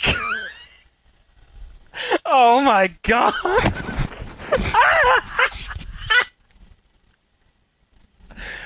Dick Cumshoe. Oh my god. I have never been handed so many of these. Right, at your service. Hang on, that's Detective Gumshoe to you, pal. Anyway, get the name right. Don't go calling me Dick. Hey, Dick, get over here. Yes, sir. Be right there. You're a lawyer, right, pal? If you got business here, you better do it quick. Oh, he thinks I'm Maya's lawyer. Oh, I can talk to him? Alright. Mia and Maya. Saying those two together, I get the wordplay. About Miss Fay, did you do an autopsy? You wanna know the results, huh? Now don't you look at me like that, pal. It's no use. She might have been your boss, but that doesn't mean you get any special treatment. Alright, you can see the report, but that's all. Wow, you, sure took a lot of convincing, huh? I hardly had to drag that out of you. Mia's autopsy report. Time of death, 9/5, so obviously September 5th. 9 p.m. Cause single blunt force trauma. Death was instantaneous. Okay, so obviously death was instantaneous. She didn't write it. I said this already. About Maya. Yeah, I'm looking forward to the trial. Bro, your entire body moves when you breathe. Sorry, pal, but this is one trial you aren't gonna win.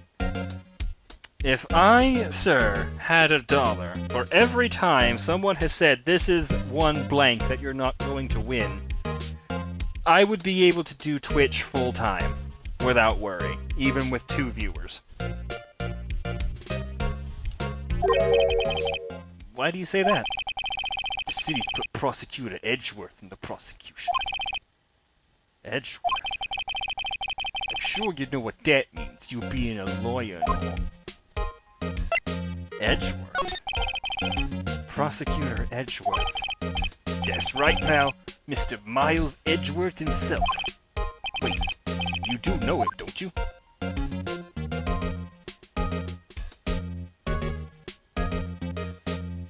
I don't. I only know what Phoenix looked like, and I know what the judge looked like, but...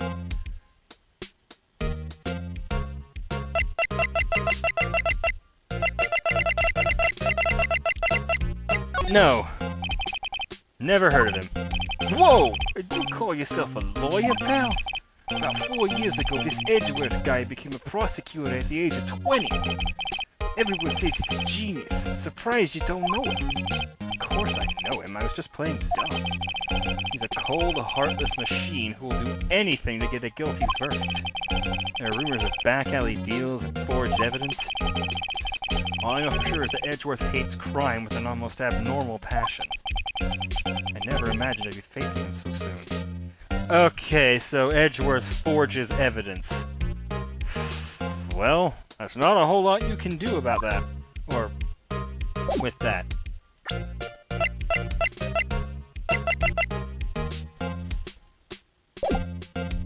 Present. Check this out. What's that? Sorry, pal, but I got no info for the likes of you.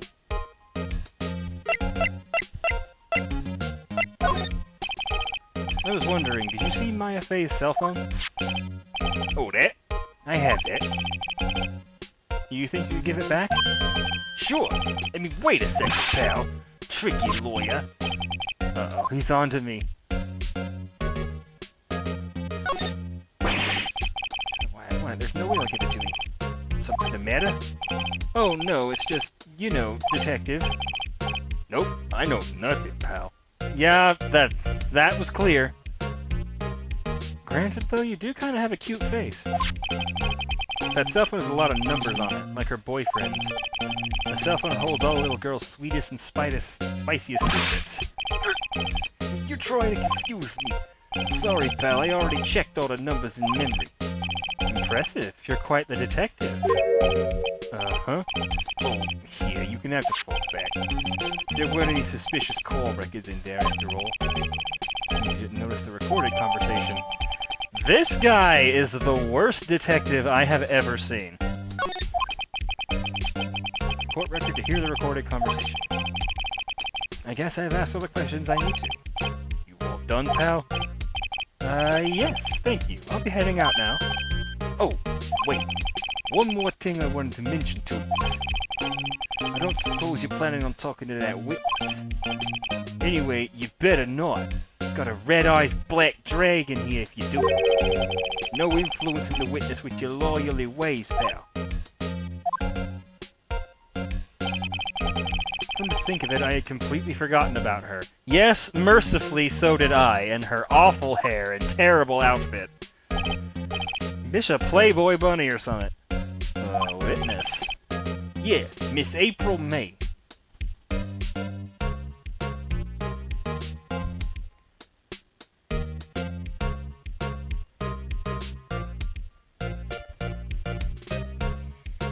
Okay, this is just gonna be a whole bunch of name puns, isn't it? I'm sorry about this, but I can't tell you anything about her. Well, you just told me her name. Miss May, huh? So you sent her home already then? You're trying your lawyerly tricks on me now. She's not to go outside her room till the trial. So she's still in the hotel across the way. I guess I should know better than try to get a detective to leak information. Got that right, pal. Time to pay a visit to Miss May. I bet he's the one that leaked the... He probably leaked the involvement with Maya's mom, wasn't he? It's probably him, because this guy's about as secure as Facebook. September 6th, Gatewater Hotel, room 303.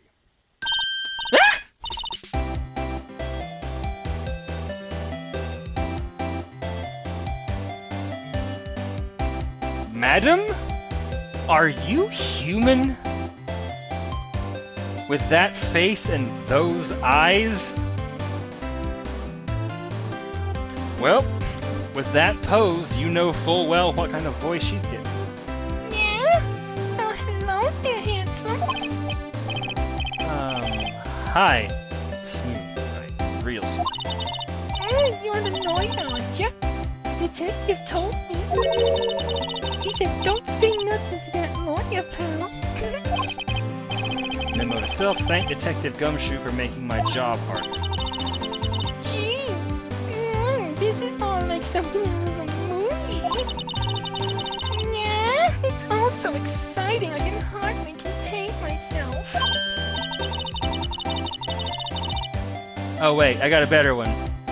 Instead of the nya cat, how about we just give her a super horny, slutty voice? What do you think, Unicycle? Also, have you seen this game yet?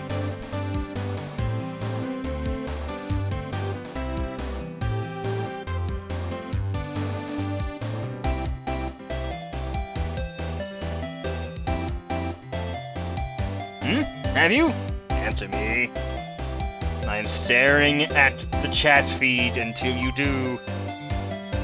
The cat feed that is right in front of me with the really fucked up eyes. Those are really freaking me out. And not just because she looks like she's got the Sharingan. But what do you think about giving her a super slutty horny voice? You think that would fit her better than a kitty? Because the kitty is hard for me to do, and I'm starting to drift into Lois Griffin. And granted, now that she's not screaming into a phone and I can't see most of her terrible outfit, she does kind of have a cute face. All we gotta do is push those eyes a little closer together.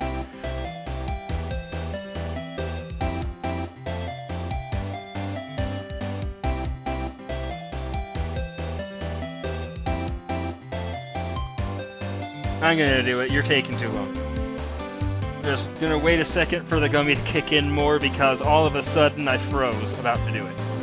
So...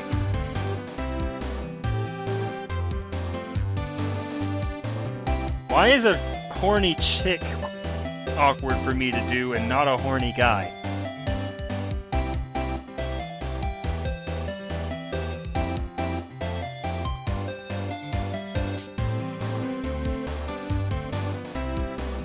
Wait for it. Something's about to come out. It's the first time a woman is gonna get that out of me. Never mind.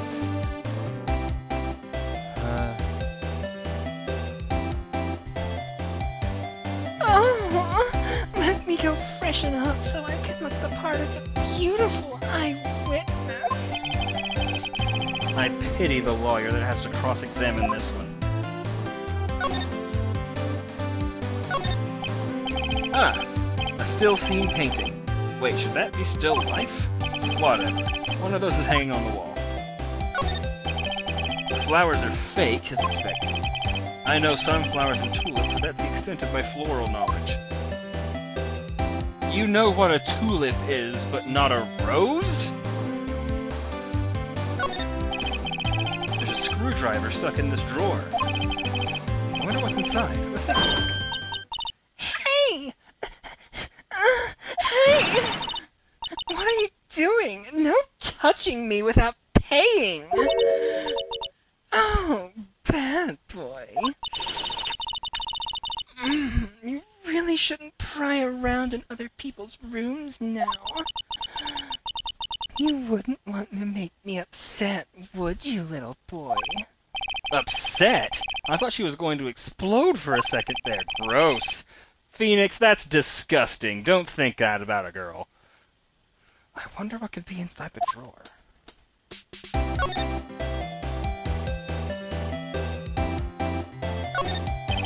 A bottle and 2 glasses are on the table.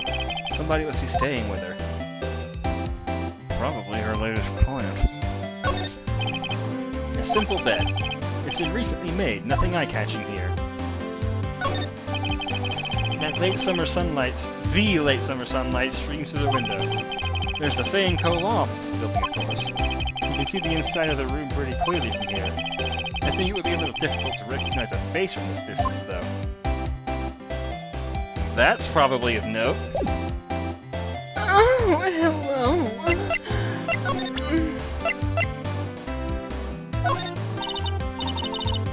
Excuse me, but I'm a witness. Police witness? Oh, you understand? How can I possibly give you any information in good conscience?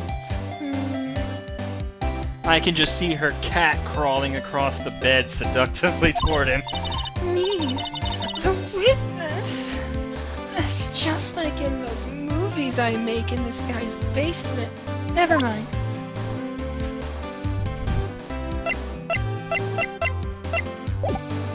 I got nothing to present, so...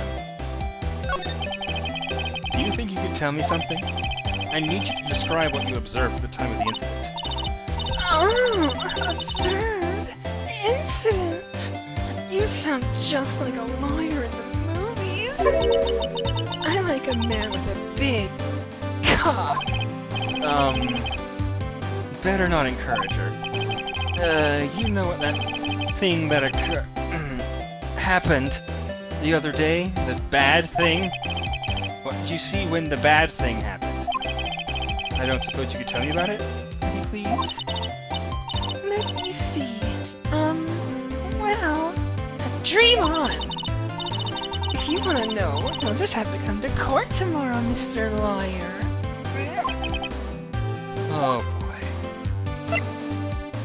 Doing an awful lot of work on a case that I supposedly am not getting in on. Miss May. Could you just... Who exactly are you? Oh, Mr. Lawyer. Are you hitting on me? No! Fuck no! Hey, I'm just doing my job here! You know, you're cute when you blush. Believe me, this is the first time in my life I've blushed this much. Oh, Jesus, Phoenix, please no. Pick anyone else. Pick Larry. Not this. You're better than that. Right, can you just tell me what it is you do? Well, I'm a porn actress.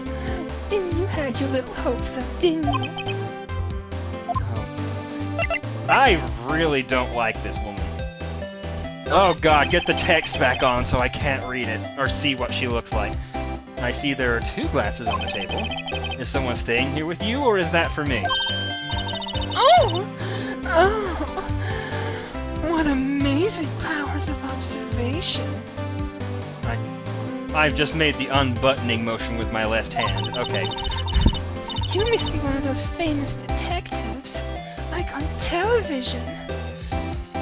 Let's see if you can solve the mystery of what's under this shirt. Oh no, not me. I'm just a lawyer. Say, Mr. Big Detective, why don't you go look for clues in my in the garbage? Miss May doesn't like nosy little lawyers. Oh. Dirty, horny beach.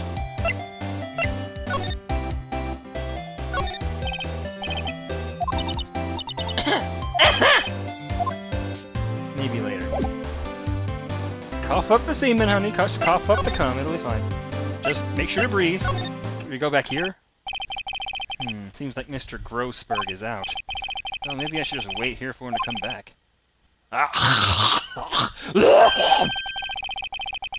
If that wasn't the most over-the-top clearing of the throat I've ever heard. Oh, hello. You're a big one, aren't you? Aha, so you're the one they say has been looking for me. Yes, Mr. General Armstrong. He looks even grander than I imagined. That badge on your collar. Oh, so you're a lawyer, are you now? Yes. Well, yes. And what do you want? I'm not particularly busy these days. Please, proceed. Not busy? Then how come no one can get in touch with you? bro? Let's see you at McDonald's. Calm down. Something the matter? You came to see the one and only Marvin Grossberg, did you not? Well, here I am, boy. What do you want? Out with it! Well, sir, actually it's about Maya. Maya Fey. Oh, yes. Maya Fey. Go on. Why the strange reaction? Why indeed? I'm really quite busy here, son. You just said you have nothing done. You're not doing anything. I can't go taking cases on a day's notice. No, it's quite impossible. Wait a second. How did you know the trial was tomorrow? Anyway, I'm afraid it's entirely impossible for me to represent her. Sorry. End of discussion. What's going on? He refused me before I even got a chance to ask him. Why do I tell Maya?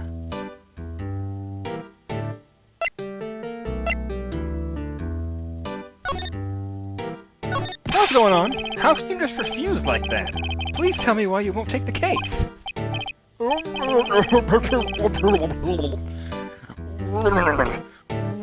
you see, it's just... I'm busy. But the client is Mia Fey's sister. Mia trusted you. She knew her sister would be in good hands.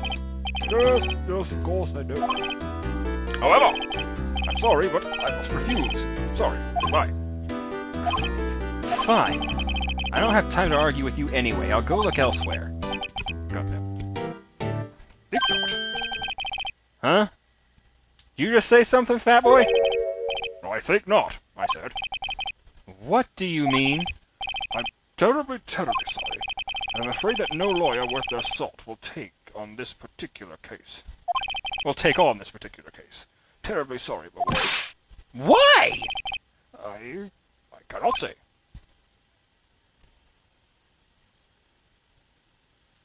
I'm giving him the most sus side-eye you have ever experienced in your life. I beg your pardon, but could you leave? Now? I've nothing more to discuss with you. What is going on here? No, I will not. How did you know Mia Fey? She worked here a long time ago. Quite the apprentice, that one. Learned my techniques in the blink of an eye. She left one day, quite suddenly. She had a mission. A mission? You could see it in her eyes. She followed it with a burning passion. Never looked back. Hold on. I almost forgot. We're gonna show this to everybody just to see what happens. Very sorry, but I've got nothing to say regarding this matter. Very sorry, nothing to say. Nothing to say. Damn, now that the text box is gone, you got some titties, my man. God damn.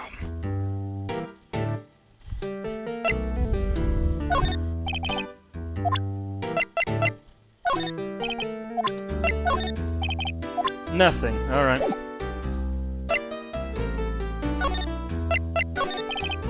That's, quite a painting. aha! You noticed! How the hell would you not notice that? It's my pride and joy. Impressive, isn't it? Well, isn't it?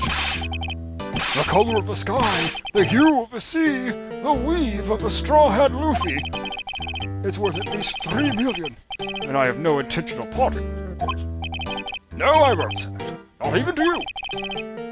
I wasn't interested, and we just met, so that has no weight to it. It's not for sale. I don't want it!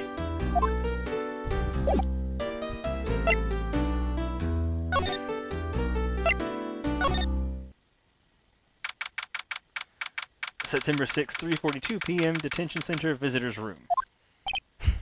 Hiya, Maya. Oh, you're back. Did you find the lawyer? Well, what can I tell her? Well, see, just be honest. I really don't think you should use that guy. He didn't seem healthy. He was all skin and bones. God damn, you're an awful liar. What really happened? That is the most pathetic lie I have ever seen. This game is surpassing a lot of the things that I have on record. We have a woman wearing the most hideous outfit I've ever seen. A girl who has gone through more voices than any other character in any game I've ever played. More innuendos thrown in my face than a South Park game. And now Phoenix is just the worst liar I have ever seen. Thank God you're not a prosecutor. You don't mean he refused to help? I see. I've been abandoned then. Just a little longer now before the state-appointed lawyer comes, I guess. 4 p.m. Time's up. What should I do?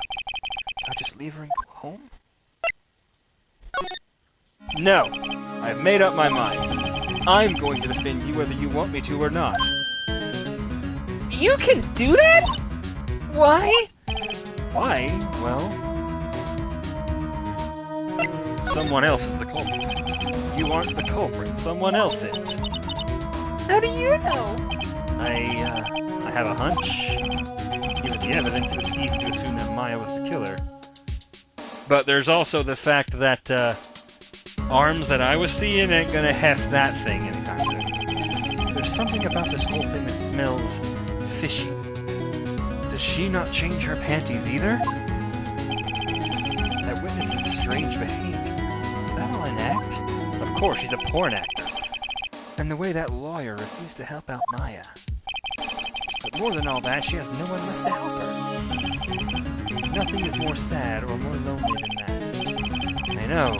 I've been there a long, long time ago. Why did I become a lawyer in the first place? Because someone has to look out for the people who have no one on their side. Aw, Maya, I won't abandon you. You can count on me. That's so kind of you. Oh, God. Now look what you did. You made her cry. Well, let's fight this one. Let's fight this one and get you out of here. Right, thank you. Fight the guard?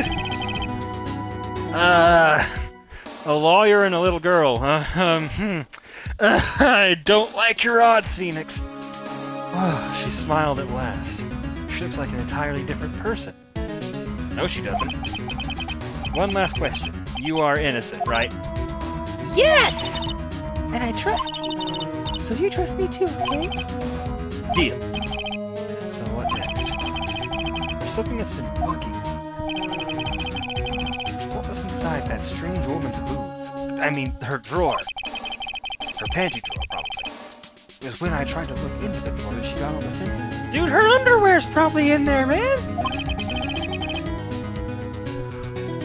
Women don't tend to like strange men going into their rooms and checking out their panties.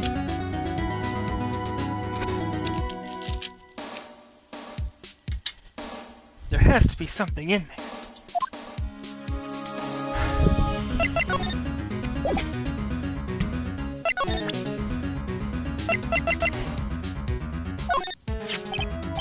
Hey, I got your cell phone back. Oh, let's see. Can I listen to my sister's voice? Maya's eyes closed. She listened to every word with such intensity. Before long, tears began to roll down her cheeks. I wish I didn't do this. I feel bad. Thank you. Ah, fuck, she's sad now. Sorry, I've never seen that before. Well, you just have, so...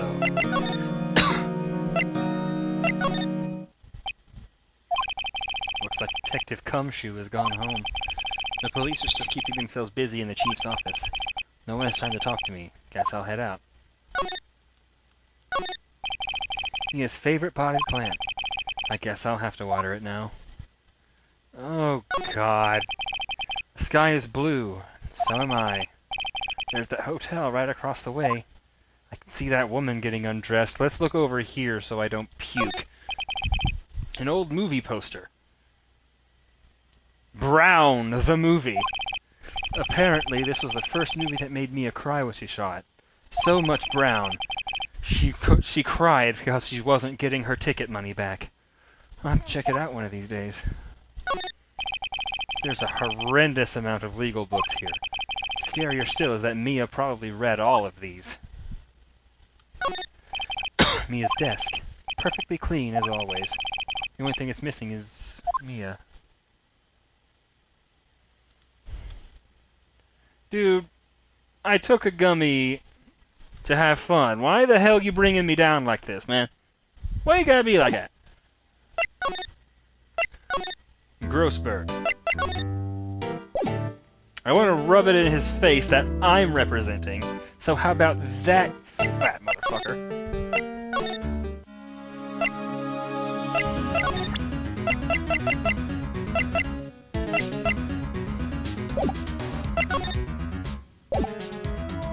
There's nothing more to talk, so examine, I guess? This guard monitors the visitors room. He hasn't moved an inch. A real pro, this guy. He also does not appear to have pupils or irises. Smile for the camera.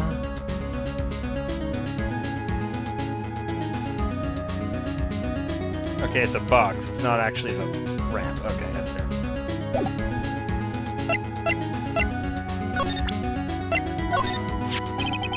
I wanted to ask you about the murder weapon. Poor sis. Sniff. Better not ask her about this now. This was lying next to Chief's body. We saw that too. They said they thought they were pieces of a broken light stand. Yeah, that seems about right. Though I'd never heard of a glass light stand before this. Remember that receipt? You mean the one with my name on it? Any idea why she... Absolutely none. Do you trust me? Yes. I trust you. Why? Don't you think I did it too? Well, I can't think of a motive. No, I don't. It's just a hunch, but... That detective... Sorry. That detective thinks I did it. Ever seen it?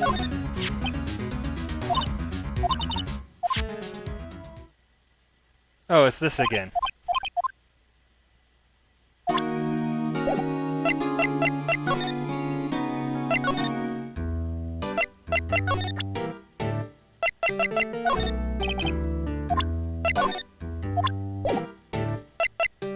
Oh, wait, there is one more. I forgot. Oh, hello. Good afternoon, sir. Excuse me, you are? Gay! Oh, I beg your pardon, sir. I'm the bellboy of this establishment at your service, sir.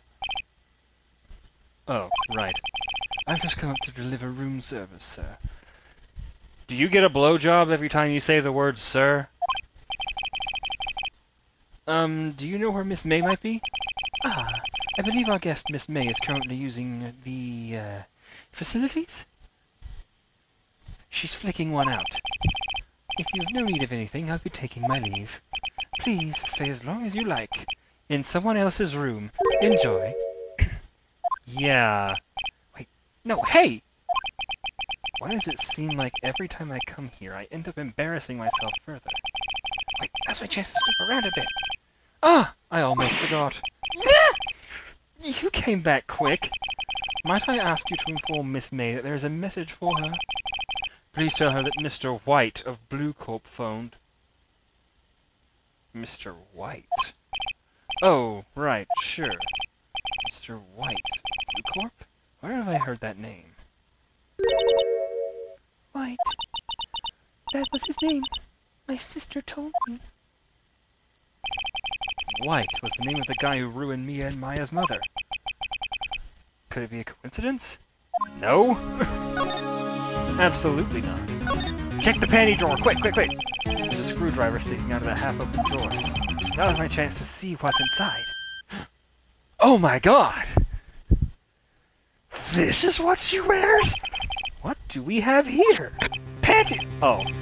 Oh, wiretap? What would a woman like her be doing with a thing like this?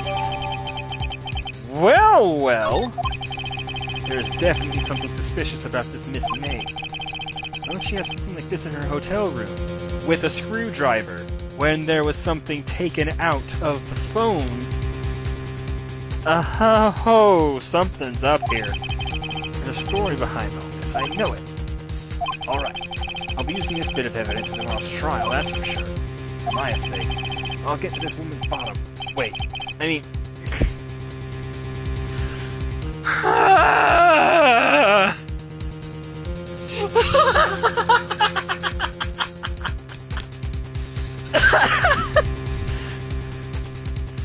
Phoenix, for God's sake! Oh, Bell Boy, still there? Uh-oh, time to scram. I look forward to tangling with you tomorrow, Miss May. Oh, fucking hell, Phoenix. Go home and jack off or something. There is way too much pent up for you. In court.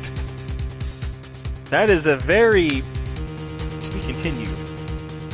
That is a very inappropriate place to dance with someone you want to bed, Phoenix. Day 1, investigation. Day 2, okay, so each one episode now has 2 parts. One is investigation and one is trial. Okay, I get it. The Hollow understand. September 7th, 10 a.m., District Court, Courtroom number 1. Oh, we're in number 1 this time. Finally, that's where I belong. Oh, whoa, who is that? Court is now in session for the trial of Miss Maya Fey. Oh. Oh, hello, baby. What do we have here?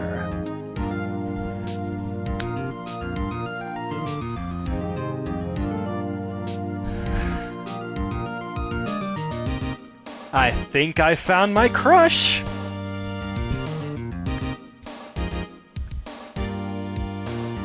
Damn, he's fucking hot! Prosecution is ready, Your Honor. The defense is ready, Your Honor. Miles Edgeworth. I better not show any signs of weakness today or he'll be on me in an instant.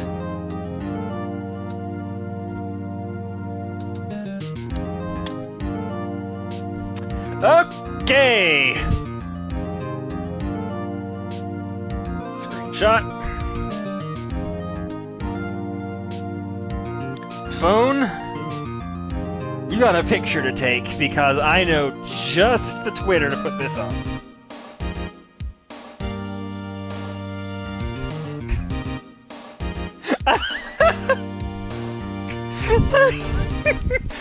Okay, we gotta make Phoenix seem as weak as possible. The Ace Attorney porno is still on. Mr. Edgeworth, please give the court your opening statement. Thank you, Your Honor. The defendant, Miss Maya Fey, was at the scene of the crime. The prosecution has evidence she committed this murder, and we have a witness who saw her do it. The prosecution sees no reason to doubt the facts of this case, Your Honor. Oh, I see. Thank you, Mr. Edgeworth. Let's begin, then.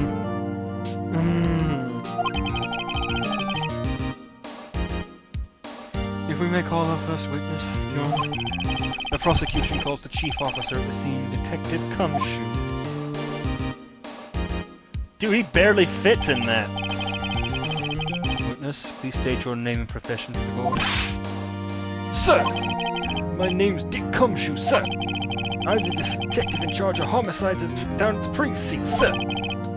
Detective Cumshoe, please describe for us the details of this murder. Very well, sir. Let me use this floor map of the office to explain. The body was found by this window here. Why is it a condom? What? Why is it a condom?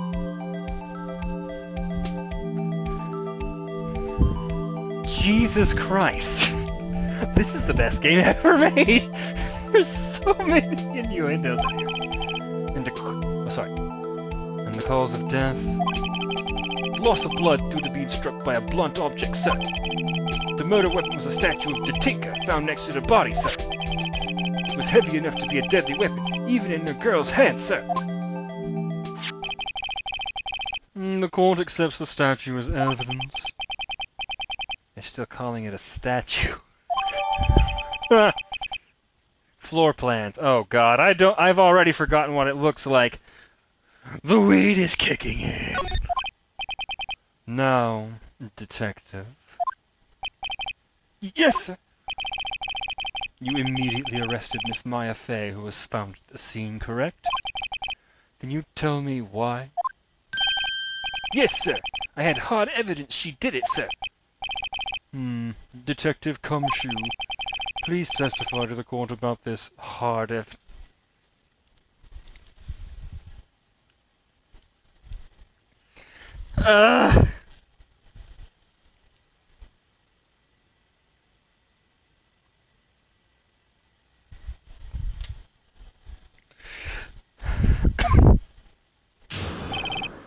I got some hard evidence for you ever since I saw Edgeworth. As soon as the phone call came in, I rushed to the scene. There were two people in there already. The defendant, Miss Maya Fey, and the lawyer, Mr. Phoenix Wright.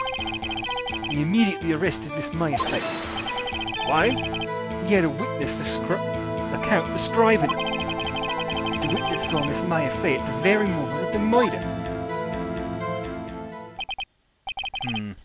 The very moment, you say?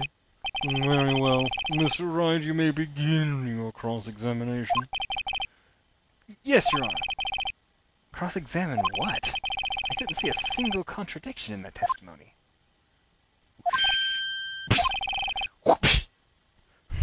Hey, Maya just threw something at me. What's this? When my sister couldn't find any contradictions in a witness's testimony, she would bluff and press the witness on every detail. The witness always slips up and says something wrong. It worked lots of times. Okay, so I actually do have to press everything. Cool. I should have expected Maya would know some of her sister's tricks. Alright, let's give this a try. Something the matter? I saw something fly across my courtroom. No, Your Honor, I'd like to begin my cross-examination.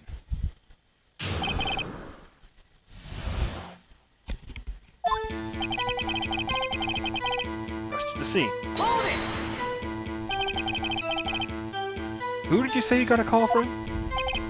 Hey, pal, don't play dumb. You know who. The call's from a customer at the Gatewater Hotel, right across from the crime scene. Okay, I pressed. Not sure it did much, though. Right, please continue. There already. Detective Cumshoe, how long would you say it took between you receiving the call and your arrival at the scene of the crime? Right, I'd say it was about 3 minutes. That's pretty fast. Our motto this month is quick response. That's how I got there before the killer got there. Indeed. So, tell us who the two people you found on the scene were. Yes, sir. Maya Fey and the lawyer, Mr. Phoenix Wright.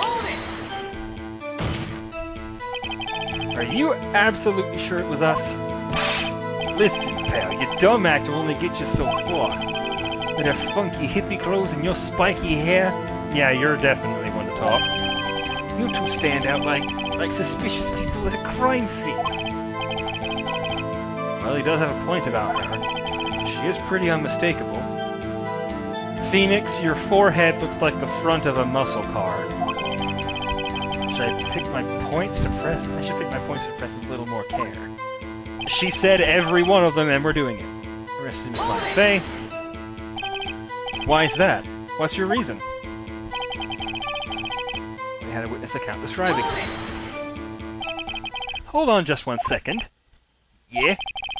If I heard correctly, you said you arrested her because you had hard evidence she did it, correct? Huh? Did I say that? Me? I heard you say it. You did say it. Said it. Exactly what about this suspicious woman in pink's claim was hard evidence? What? Miss May isn't suspicious, and she sure isn't pink, pal. Well, I guess she is pink. Downstairs. That's enough, Detective Cumshoe. Do you have any more solid proof other than her claims, Detective? I guess pressing can have its advantages. Yes! Sorry, I got the order of things mixed up in my testimony, Your Honor, sir. There was something I should have told you about first, Your Honor. Very well, Detective. Let's hear your testimony again. Hard evidence. After securing the suspect, I examined the scene of the crime with my own eyes. I found a memo written on a piece of paper next to the victim's body. On it, the word Maya was written clearly in blood. Lab test results showed the blood was the victim's. Also, there was blood found on the victim's finger.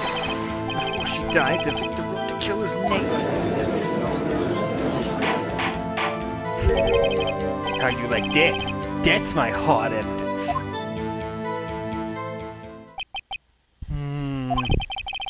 Before we begin cross-examination, I have a question for you, Detective. Your Honor?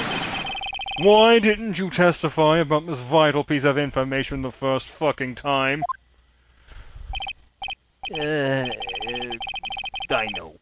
I'm real embarrassed I forgot about it, Your Honor, sir. Try to be more careful. Very well. The defense may begin its cross-examination.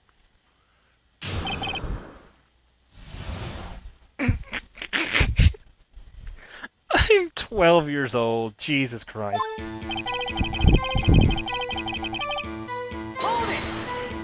What we got?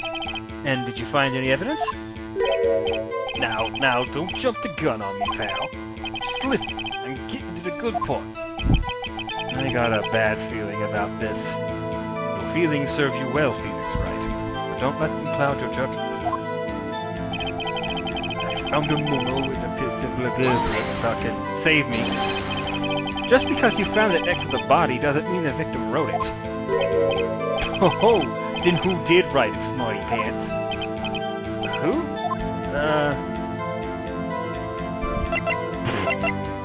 The killer. The killer. Anyone can see that. Oh. You're saying the killer wrote her own name? Buddy, please. She was framed. Ooh, what a voice. Hold on. If that's the case, where's your evidence?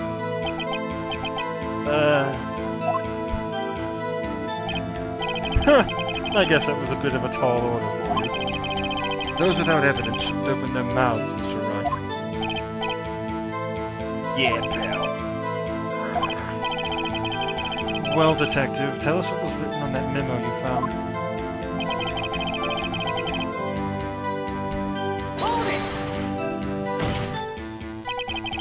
Do you have proof it was Mia who wrote that?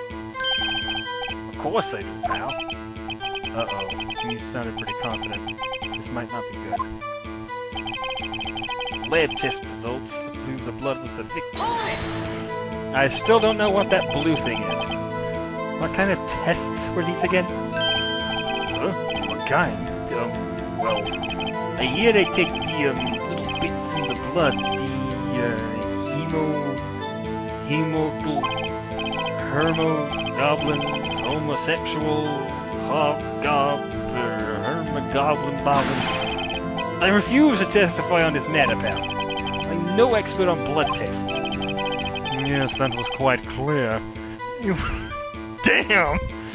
Baldy roasted your ass. I love it. You may continue with your testimony. Thanks, pal. I mean, Your Honor, sir. Detective Cumshoe. Yeah? I look forward to your next evaluation. As should you. That was a mess. Right, where was I?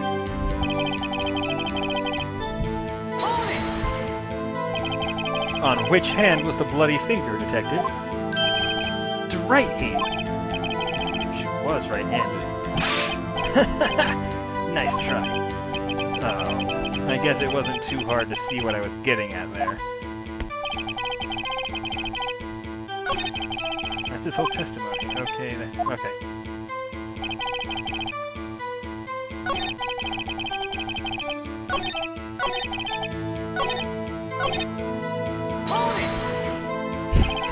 Detective Cumshoe. Do you get a lot of cases where the victim actually writes the killer's name? Sure. It happens all the time in books and the movies. This isn't a movie, detective. Let's talk about reality, shall we? I guess. I haven't heard of many cases, no. Don't you find it a little odd that the victim would write down a name? Especially the name of her own sister? Yeah, actually, you got a point. Stop right there. Take off those pants. Yes, sir. The witness's opinion on the matter is irrelevant. The facts are clear. The victim wrote down the name of the accused. The victim told us the name of her killer. Order! Order! That didn't go so well. That's right. What do you say? Let's see here.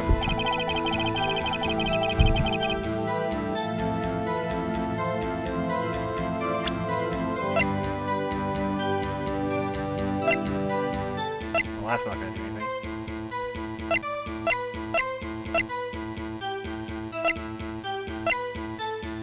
No. No. Not yet.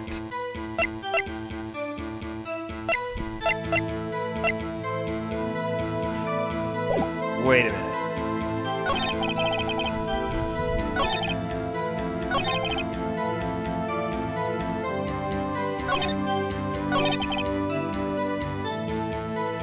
Before she died, death was instantaneous. Objection! Detective Cumshoe, there's one thing I want you to clarify for me here. You say that the victim, Mia Fey, wrote this note. That she was accusing the defendant, Maya Fey? That's really what you're saying? What? This isn't one of those lawyer tricks now, is it? Of course she wrote it. Who else could have? You have it backwards, detective. Like your pants. Backwards? The victim is the only person who absolutely could not have written it. This is a report from your department, detective. Immediate death due to a blow from a blunt object. She died immediately. But no butting your way out of this one, detective. But more butts. Order! Order! The defense has a point. Someone who died immediately wouldn't have had the time to write anything down. Mr. Wright, I beg your pardon, but when exactly did you obtain that autopsy report? When?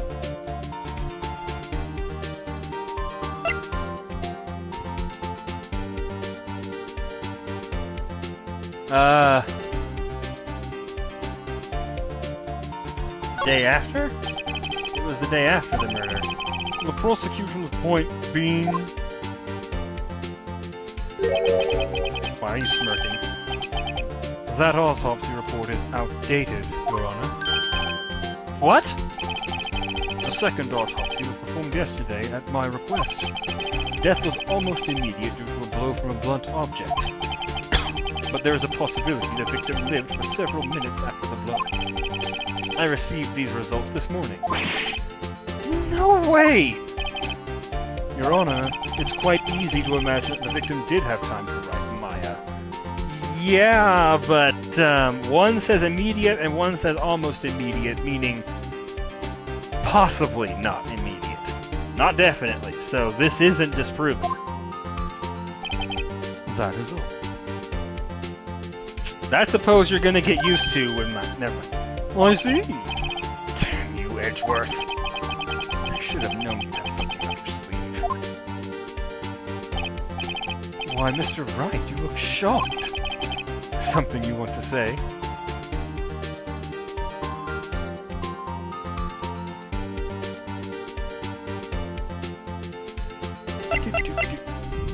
You, Mr. Edgeworth, I've heard there's nothing you won't do to get your verdict. What reason could you possibly have had to request a second autopsy report? Mr. Wright, the defense will refrain from personal attacks on the prosecution. No matter, Your Honor. Mr. Wright, say what you will, the evidence in this report is undeniable. Your Honor, I submit this report to the court. Understood. The court accepts the evidence. Died from a blow by a blunt object, may have lived for a few minutes after being hit. Well, Your Honor? The evidence strongly suggests the victim was identifying the killer. I suppose that's the obvious conclusion, yes. Damn it. This isn't good. The prosecution would like to call its next witness. This poor innocent girl saw the murder with her own eyes. Let the witness Miss April May June take the stand. Exactly what part of her is innocent? None. Especially one in particular isn't. Oh, God. It's fucking sloth eyes. Witness, your name, please? April May at your service. Wink. Oh. Order! An introduction should not require any reaction from the crowd. Keep it in your pants, for God's sake. The witness will refrain from wanton winking. Aw. Yes, Your Honor. Nipple tweak. This is not good. She's already captured the heart of every man in this courtroom. Okay, so she's a slut and the court is full of simps. Great. Tell us, where were you on the night of September 5th when the murder occurred? Gee. I was like, in my hotel room? Oh yeah, Edgeworth is immune to sluttiness, it looks like, which is good. I like that in a man. Unfortunately, this means I can't do an Angel Dust cosplay properly, but, whatever. Oh, I checked in right after lunch. Your lunch or your client's lunch with... I think you can understand what I'm implying here. And this hotel is directly across from the Fay & Co. Law offices. That's right, big boy. Call me that again and you'll be hanging from that flagpole. And not by your underwear. Please testify to the court about what you saw. Oh God, I'm gonna have to do that voice for an extended period. Hold on, I'm gonna need a drink here. I'm gonna have to be seriously horny for a minute.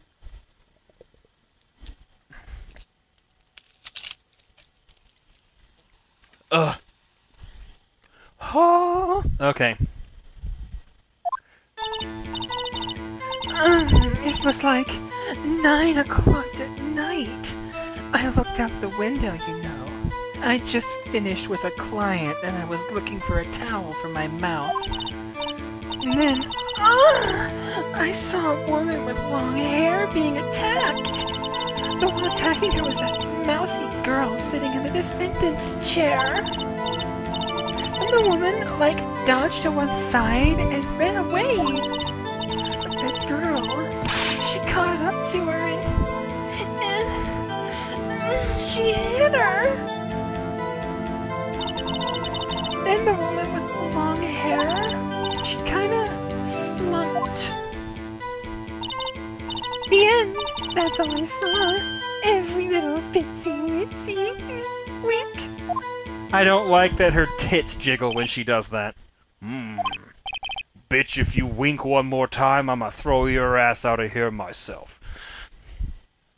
Well, Your Honor. I see. It is a remarkably solid set of tits. I don't see a need to trouble the witness any... Wait, Your Honor. Yes, Mr. Wright. I'm glad it's entertaining. What about my cross-examination? I thought the witness's testimony right now was quite firm and bouncy. Didn't you? Mr. Wright, I understand you were Miss Mia Fey's understudy, were you not? You must know her techniques well. Her cowardly way of finding tiny faults in perfectly good testimonies. Okay, Edgeworth, you're hot, but I'm about to fucking backhand you if you talk shit on her. Hey, how dare you! Well, Mr. Wright, will you cross-examine the witness? Yes, I will.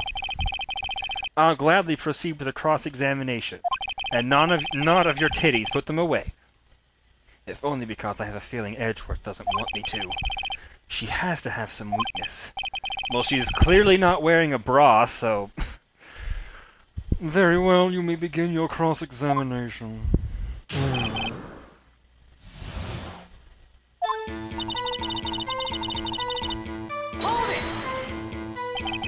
Why did you do that? Huh? Why? Like, why what? Why didn't you look out the window? Were you expecting to see something? Oh, well, gee, I don't know. What? That's it? She can't get out of this question that easily. I sort of, jiggled my boot. I had a feeling. Oh, I bet you did. Well, I have a feeling she's trying to avoid the question. Maybe I should press a little harder on this one. Please don't talk about pressing harder when she's got her tits out, man! Go for it. Let's see how far I can run with this. Surely you must have had a reason to look out your window at that time of night?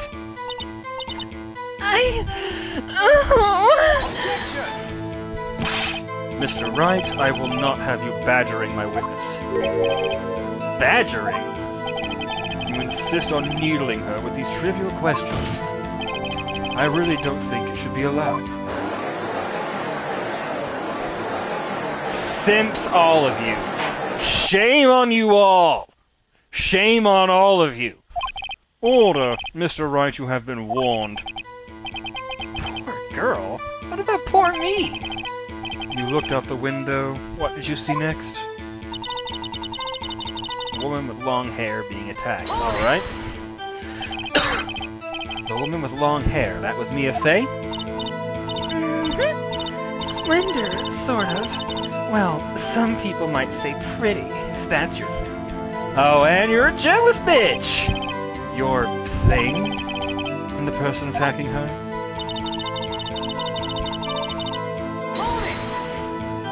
That's the core of it, so let's press this one. How do you know she was the defendant? Huh?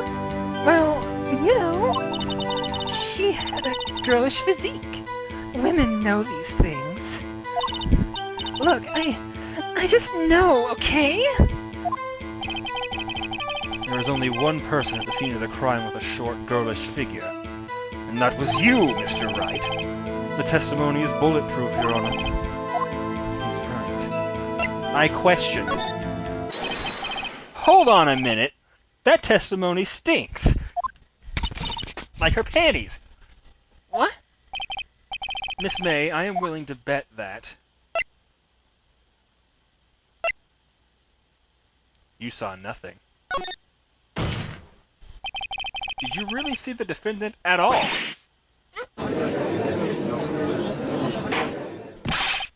I remember what he said in the hotel room. Mr. Wright, what is the meaning of this? Yes, what is the meaning? Somebody tell me, because I'm clueless. About this, I mean. No, that's an apt description of you in any situation, my dear. Okay, if you had really witnessed my client, Maya Fey, you would have noticed her clothes before noticing her physique.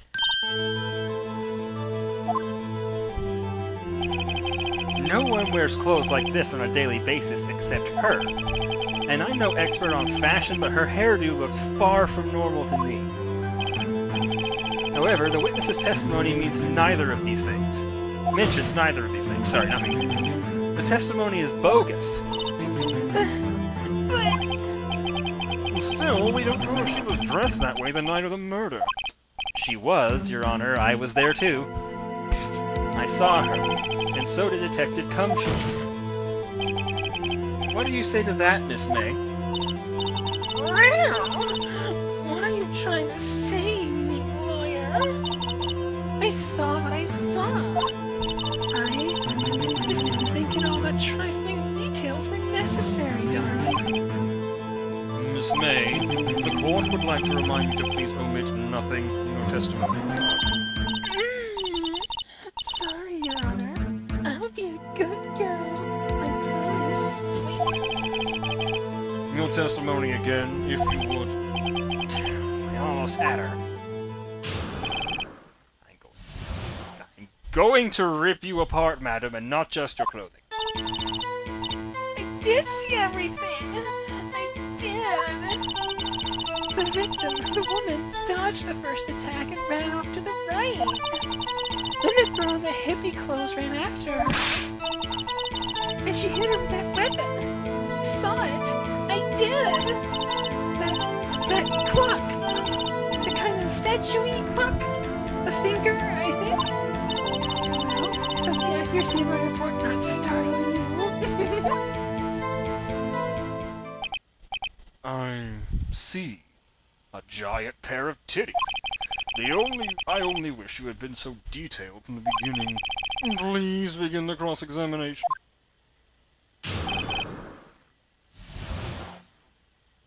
I don't know what it is. My God, I hate her. So, you saw me then, too? Of course. I remember that spiky hair and huge bulge anywhere. Spiky? The witness will refrain from personal attacks on the defense attorney. Aw, was I a bad girl? I'm sorry. Very well,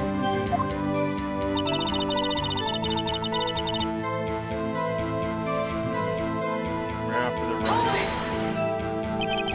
Is that right as in your right as you look from the hotel? Which way do I hold my knife in again? Right! It was my right hand. Right? Satisfied, Mr. Wright? Please continue. And the girl in the hippie clothes ran after her. How convenient for you to remember her hippie clothes all of a sudden. That's what that's what she was wearing. Oh, and her hair was all done up like a bun. What happened then? The judge is either super serious or bored as fuck. Like, look at those eyes. Where'd this weapon come from? She picked it up from the desk. I see. What sort of weapon was it?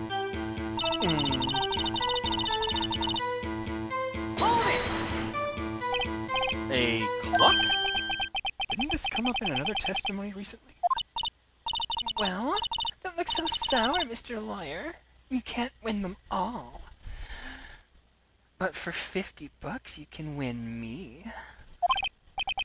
No, but I have a feeling I'm onto something now.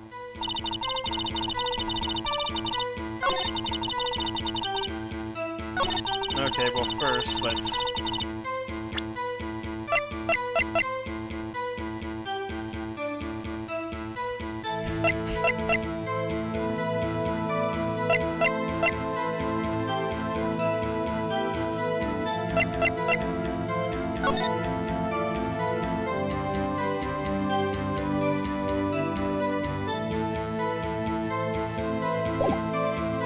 Wait a minute. Wait, hold on. What'd you say?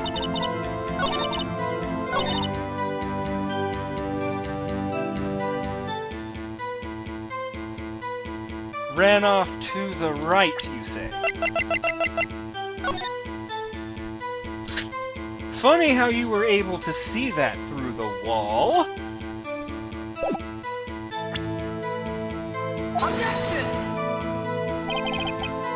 Clearly reveals the contradiction in that statement. How exactly are that evidence in the statement? There's no related. They are. Yeah, they are. She couldn't see them if she went to the right. Not at all. Mr. Wright, please think the fact that we're making accusations. I don't think that would be. Well, shit. No, it's not it.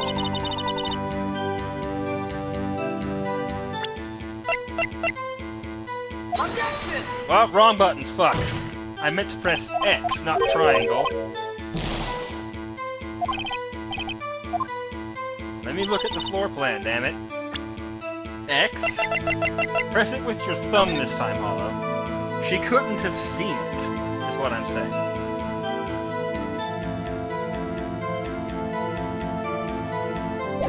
But let's look over everything.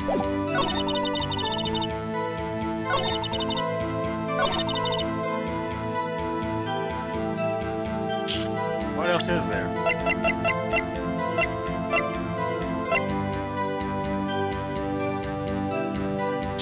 Very bum.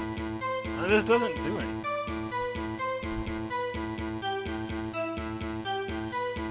Wait a minute. How did she know it was a clock? Didn't Mia take them out? I mean, it's better than anything else I've got, which is nothing. Miss May, what you said just now was quite revealing. Like your outfit. Revealing? Oh, you'd like that, wouldn't you? Naughty Mr. Liar. Striptease is a 20. You just said that the statue of the Thinker was a clock. But there's no way of knowing that just by looking at it. Another person in much the same position as you recently called this a clock too. And he was found guilty of murder. Order! Order! Miss May, can you explain how you know this was a clock?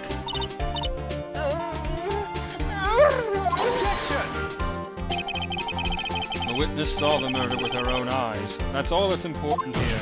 The defense is trying to confuse the issue with trivial concerns.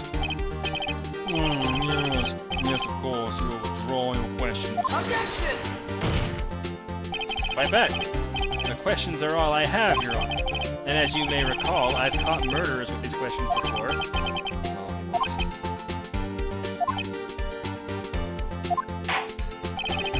Objection sustained. You may continue to question the witness. If he stopped me there, the trial would be over. Huh? What? So, what happens now? What happens now is you answer my question. How did you know it was a clock? What? That's... because I heard it? Yes! I heard it say the time! So you've been to the law offices of Fay & Co. No! I didn't say that. Why would I go there? I heard it from my hotel room. The law offices of Fay & Co. where the murder took place is very close to the hotel. She could easily have heard the clock. Through the windows. How loud is this clock that it's going to blare through 2 windows and across an undisclosed amount of space? Well, Mr. Wright, are you satisfied? No, Your Honor, I'm not. I can't get... I'm not satisfied because... it couldn't have rung. Your Honor, members of the court, it is inconceivable that the clock in question rang. It's empty. That clock is missing its clockwork. How could you possibly? Just take a look, right now. Oh! To see anything interesting, Your Honor? Or the lack of anything interesting? It is as the defense says. This clock is missing its clockwork. It's quite empty. Mr. Wright, would you care to explain to court the meaning of this? It is as you can see. The clock was empty. It couldn't have rung. Therefore, this witness is a big, fat pair of tits. Fat? Well, Miss May?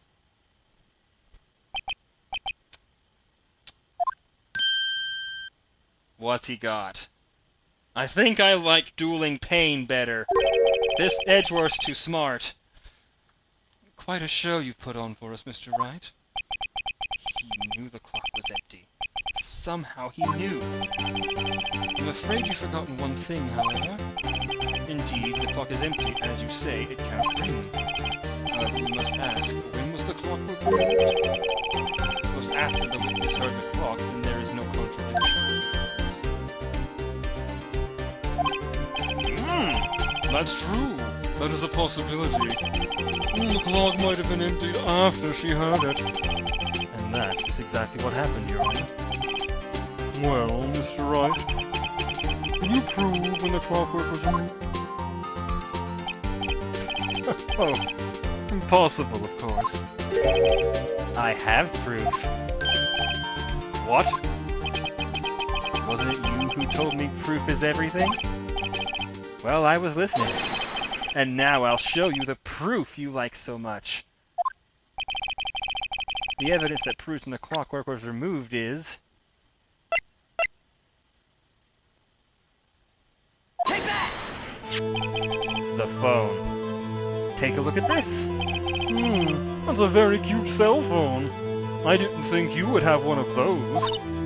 Oh, you have a girly phone. So what if he does? The fuck you saying? Wait, this isn't my phone. Listen, this is the defendant's cell phone, and it contains a recording. A recording of a conversation she had with the victim on the day of the murder. Order! Order! Oh God! Defendant's cell phone. This wasn't brought to my attention. Perhaps Detective Cumshoe overlooked it? Piece of shit. A good detective that evaluates up her evaluations. I'm gonna rake his ass over the coals. Gotta say, I'm starting to feel bad for the big fella. Big, yeah, that's right. Let's hear the conversation. So you want me to hold on to the thinker for you then? If you could. Ah, I should probably tell you, the clock isn't talking right now. Huh? It's not working. That's lame. I had to take the clockwork out. Sorry. September 5th, 9:27 a.m. Your Honor, I think this makes it clear the clockwork was already gone by the time this was recorded. Which was well before the witness even arrived at her hotel.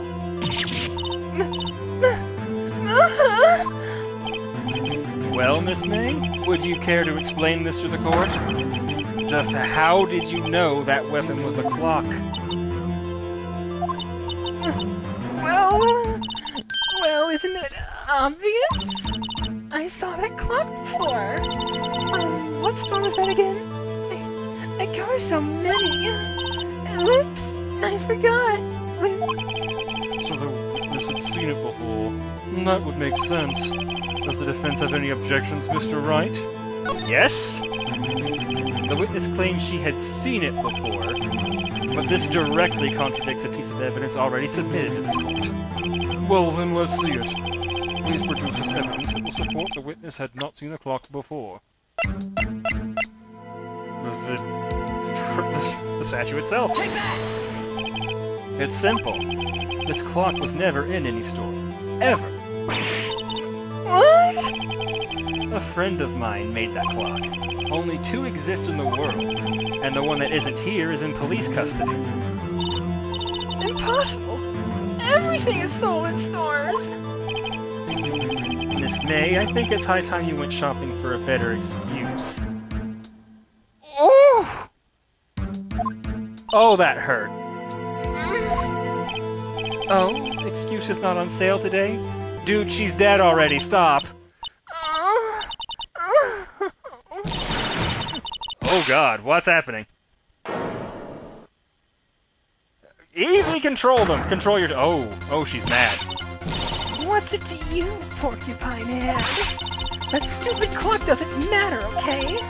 She did it, and she should die for it. Die! Oh, Ho's mad. Ho's mad now. Whoa, let's not get ahead of ourselves. This is a court of law, and the witness will remain calm and control her titties.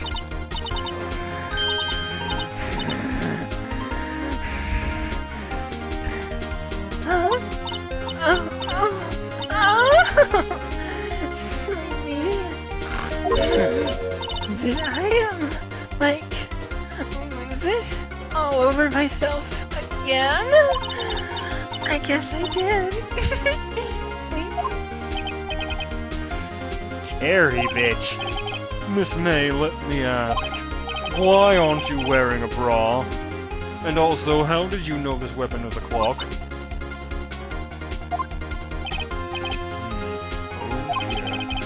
Does the defense have an opinion on this behavior? Okay, this is it. Yes, Your Honor. Allow me to explain how I see the truth of the matter. Miss April May, you knew the weapon was a clock because...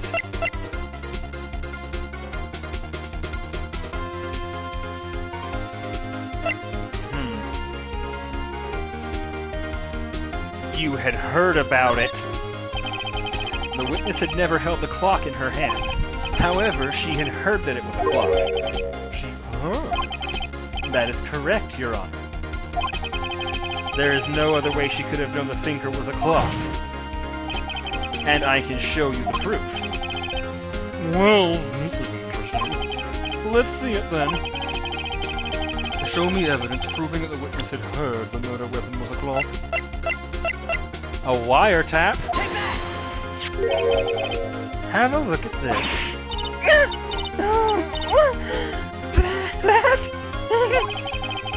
I found this in Miss May's room. Mr. Wright, please explain to the court what you were doing rummaging around a girl's room. Miss April May, you were tapping the victim Miss Mia Faye's phone, were you not?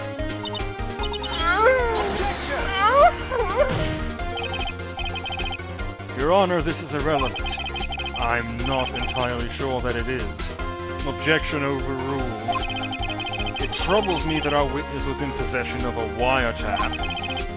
This is outrageous. Does the defense truly claim that the witness was tapping her phone? Absolutely. Even if that was the case, which it is not, you still have yet to prove one thing. Did the victim ever say that the weapon was a clock on the phone? Can you prove that? I think not. Oh yeah, I think I can. It's simple. What? Here's my proof. The proof that the victim said on the phone that the weapon was a clock is... right here. Were you not listening? I present the defendant's cell phone. Yes, we've seen that.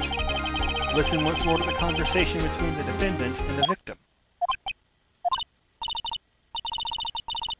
Mia, what's up? You haven't called in a while. Well, actually, there's something I want you to hold on to for me. Again? What is it this time? It's a clock. It's made to look like that statue, the Thinker, and it tells you the time. Miss April May, you used a wiretap to listen to this conversation. That's how you knew the Thinker was a clock. Am I wrong? Objection! Your Honor, this is ridiculous. Your Honor, look at the witness's face. Does she seem amused to you? The defense demands an answer.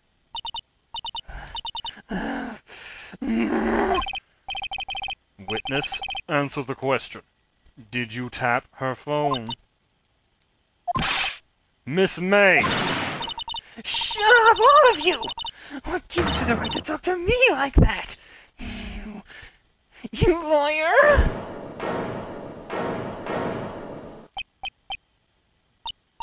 It's no fair. All of you ganging up on me like that. without even paying for it! Oh, so I'm the bad girl, is that it? Is that it?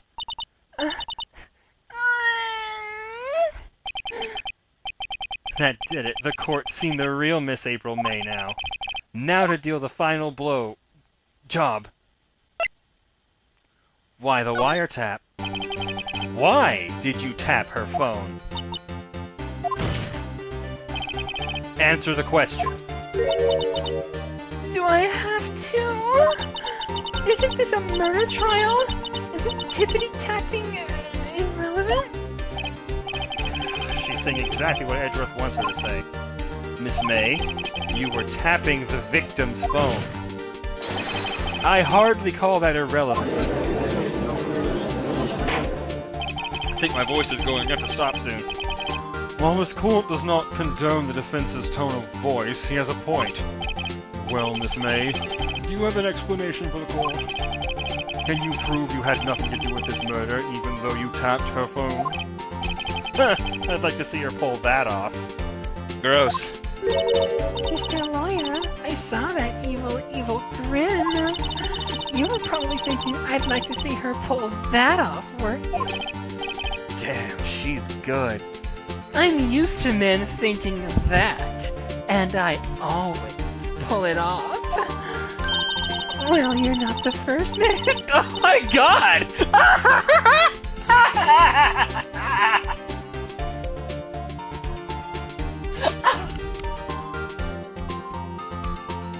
I can't fucking breathe!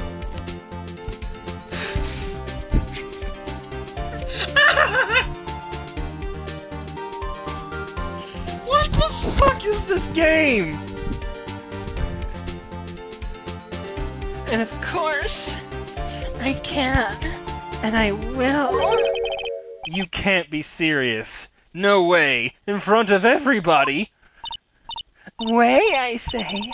Way! Oh, and I assure you, I'm serious, Mr. Lawyer. Pull your fucking pants down.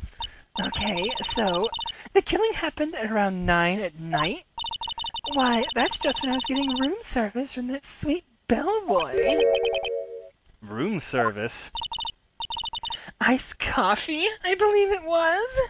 Of course it was. Wait, what? 9 at night and you're getting coffee? Iced coffee, you know? Like normal coffee, but cold.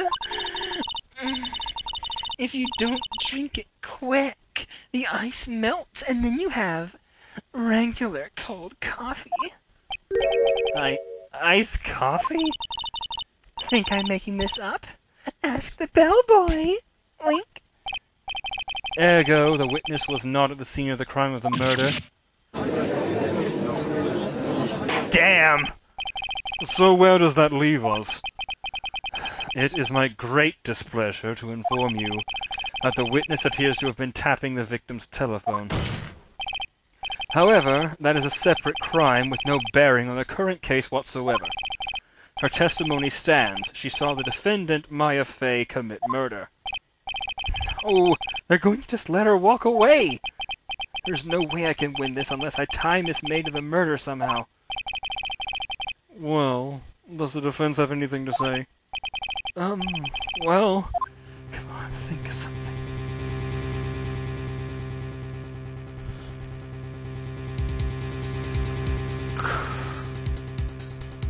I could keep going, but I don't think I have anything else. Everything's been Uno reversed.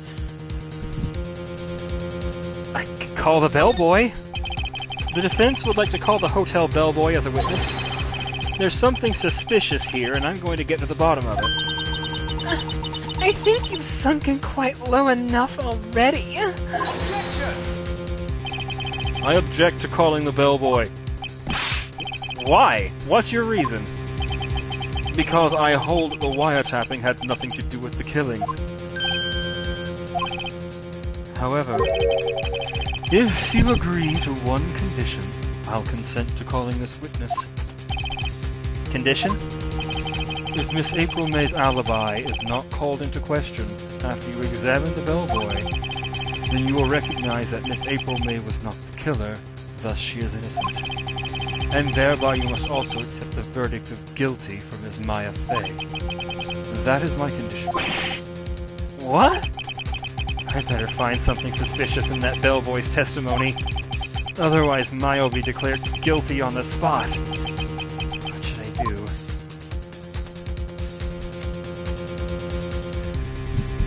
It is now that we must abide by one of the most ancient of gamer tradition, not traditions. What is the word? Well, yes, tradition, but ancient of gamer teachings. Here. Fuck it, no balls. Alright, I've got nothing to lose. Except for, well, everything. Understood. I accept your condition. You fell right into my trap. Wait. Very well. The court calls the hotel bellboy to the stand. Oh dear. I'm going to assume this was before branching storylines, so we're still okay. But I'm stressed now. I believe we're ready for the witness to testify. He certainly does look like a bellboy. Yes, sir. I received your summons in the middle of work, sir. I'm happy to be of service. What he said looks rather heavy, so without further ado, Put the fucking tray down. very good, sir.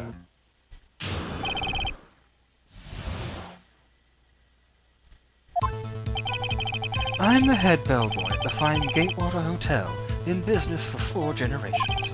I believe I received a call after 8 o'clock in the evening from our guest, Miss May. She asked for an iced coffee to be brought for her at 9 o'clock on the dot, sir. I brought it to her precisely at the requested time, of course, and I delivered the iced coffee to our guest, Miss May, herself. And then I got the best blowjob of my life, sir. I see. The defense may begin its cross-examination. Right. I'm ready. I hope. This is it. If I can't prove Miss May was involved with the murder now, Maya will be finished. I don't know anything. We're just gonna have to hope. What exactly is it you do at the hotel? Why, anything required of me, sir. I check in guests, I check out guests. I clean rooms, I make beds, I make sure Yubaba is okay. I even deliver room service, sir. I check Miss Maya May in person. Are you always so prim? Mr. Wright, you will refrain from asking frivolous questions. 8 in the evening from Miss May. I am actually actively pointing at the screen dramatically every time I do this. Are you sure it was Miss May on the phone? Absolutely, sir. I'd recognize that voice anywhere. How can you be so certain? I checked Miss May in personally, sir. Not only did I see her in all her stunning radiance, but I also heard her voice. And then I saw them, and I... The point being, I remembered her quite well, sir. Yes, what then? Is this the original Japanese literally translated or something? An iced coffee, 9 on the dot. 9 o'clock on the dot, you say? Yes, I confirmed that detail several times. She was watching a program on the TV and wished to drink after she finished, sir. 9 o'clock, the time of the murder. I brought it to her precisely the requested time. Precisely 9 o'clock then. Precisely, exactly, and most definitely, sir, 9 o'clock p.m. How can you be so sure? Miss May was quite insistent that it be brought then. Oh, bellboy, tee, I'd like iced coffee at exactly 9 o'clock. Something like that, sir. Therefore I knocked on her door at the crack of 9 o'clock, sir. And especially, the word crack is important here. Did you see hers? I did. Why would she be so peculiar about the time? To our guest, Miss May herself. You are sure it was Miss April May herself?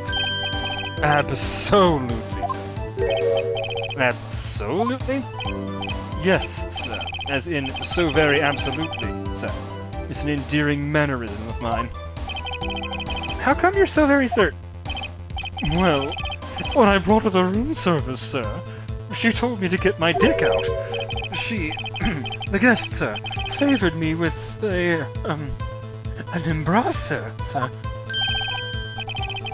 Embrasser? Is that French for romance? It's French for kiss, sir. Not a French kiss, sir. More like a peck on the cock. Why would she have done that? I believe, perhaps, she is a whore, but was momentarily swayed by my prim demeanor, sir. It was a moment I shall never, ever forget, sir. I have fact material for months. Sounds pretty fishy to me. Yes, she certainly does. I think our Miss May was up to something and wanted the bellboy to remember her. It's no good. There's nothing there. Is that it? Finally, you understand. This bellboy has absolutely no reason to lie. Now, if you have any decency, you will end this rather tedious cross-examination here. It was a bit tedious. The witness may leave the stand. Can't let this happen, can I? Protest. Wait! Please wait! Yes? Does the defense have something to add? One last question. Let me ask one last question. Your Honor, I must object. This charade of justice has gone on long enough. Now, Mr. Edgeworth. Alright, Mr. Wright, I'll give you one more question. That's all. Okay. This is really it now.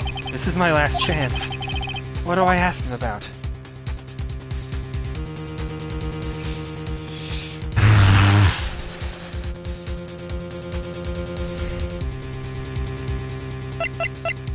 Shit. Save here. I don't know.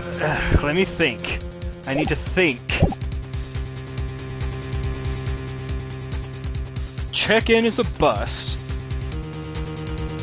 Because he did see her there. And that wouldn't lead anywhere. Bed making, the bed was made.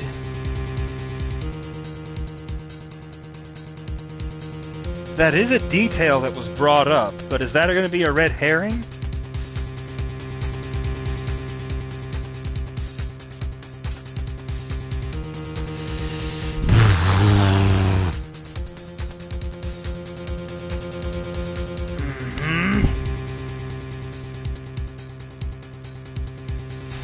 What to... Okay. Let's think about this. Anything in here at all?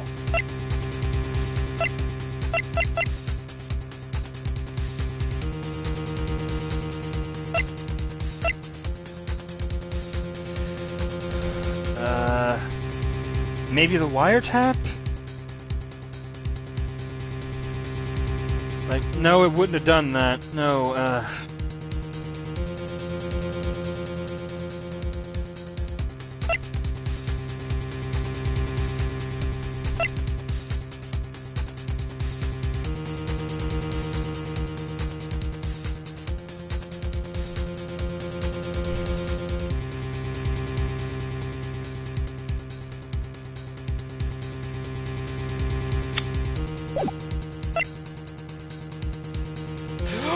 Wait!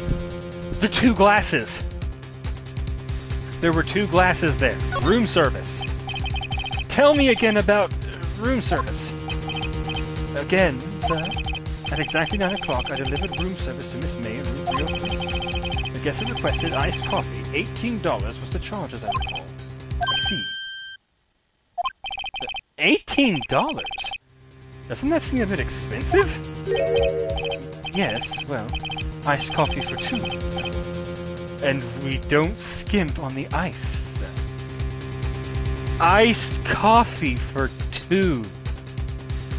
Oh my god, I barely scraped that. Oh shit. What did he say? What did you say? Rather, quite. Bellboy, tell us the truth now. Was someone else staying in Miss May's room? I object. That was objectionable. Objection overruled. The witness will answer the question. Yes, I see. Why did you not mention this in your testimony? Well, sir, you didn't ask. Nice try.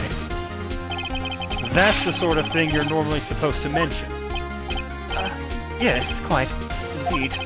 It was the, good barrister there, Mr. Edgeworth, who... He asked me not to mention it, if I wasn't specifically asked, sir. Oh, dear. You fool! I've done it. I've won! Wow! You are a dirty player, bro. That shit is dirty. Miss April May checked into a twin room with a man. Of course she fucking did. Correct? Yes, sir.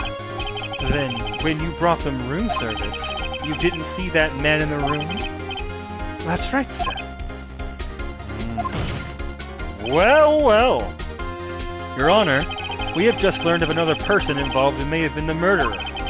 In light of this new fact, I hold that it's impossible to judge the defendant. Wouldn't you agree, Mr. Edgeworth? And who, Mr. Wright? Who is this other person? Simple. It was... the man with Miss May. The man who checked in with Miss May. Mr. White, as I recall. Your Honor, as has been previously revealed, Miss April May was tapping the victim's phone. Yet Miss May herself has an alibi at the time of the murder. However, that does not clear the man that was with her. The bellboy saw no one else in the room at the time of the murder. My, what a convenient little setup. But it's too late. Too late? I suppose you'd like it if it was too late, wouldn't you? After all, it was you who hid the presence of the other man from this court. Upstart. Amateur. These accusations are ludicrous. Enough! The court acknowledges the defense's argument. I expect the prosecution and defense to look into this matter fully. Am I understood? Yes. Yes, Your Honor. That is all today for the trial of Miss May. Court is adjourned. Oh boy! That got intense real fast. September 7th, 2:24 p.m. District Court, Defendant Lobby Number 1. Mr. Wright, you were amazing in there. Really? I think I might be your newest fan. Oh, I was just doing my job, you know. Then again, that other attorney was pretty cool too. Yes, he was, and unbearably hot. Huh? Face of his, with his eyes wide and trembling lips, it sent shivers up my spine. You say so. So what happens with me? Do I get to go home now? Well... No, I don't think so. Not yet. Oh, I see. But I got a great lead in today's trial. A lead? That man with Miss May. He's the key. Oh, I get it. What happened to Miss May after that anyway? I heard they arrested her. I guess she's learning her charms won't work everywhere. She's probably at the detention center now. I may have to go down there later. Oh no. Oh, that's not good. Anyway, this case is far from closed. Yes, sir. I'm going to find out more about this man, and try not to get killed. You think he was the one who... Maybe so.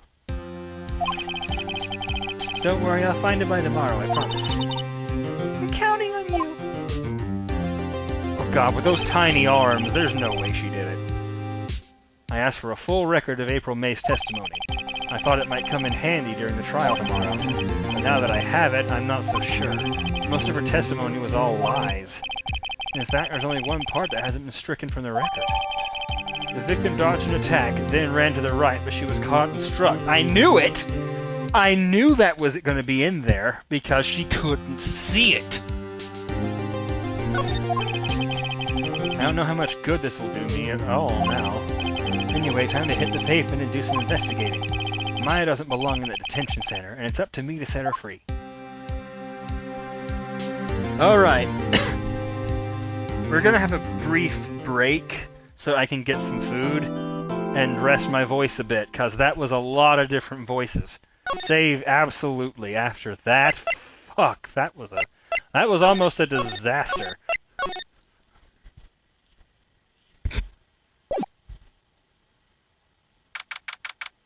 September 7th, 3:11 p.m., Detention Center. Okay, hold on. We will be back after a brief break. I hope to see you back then. Especially you, Unicycle.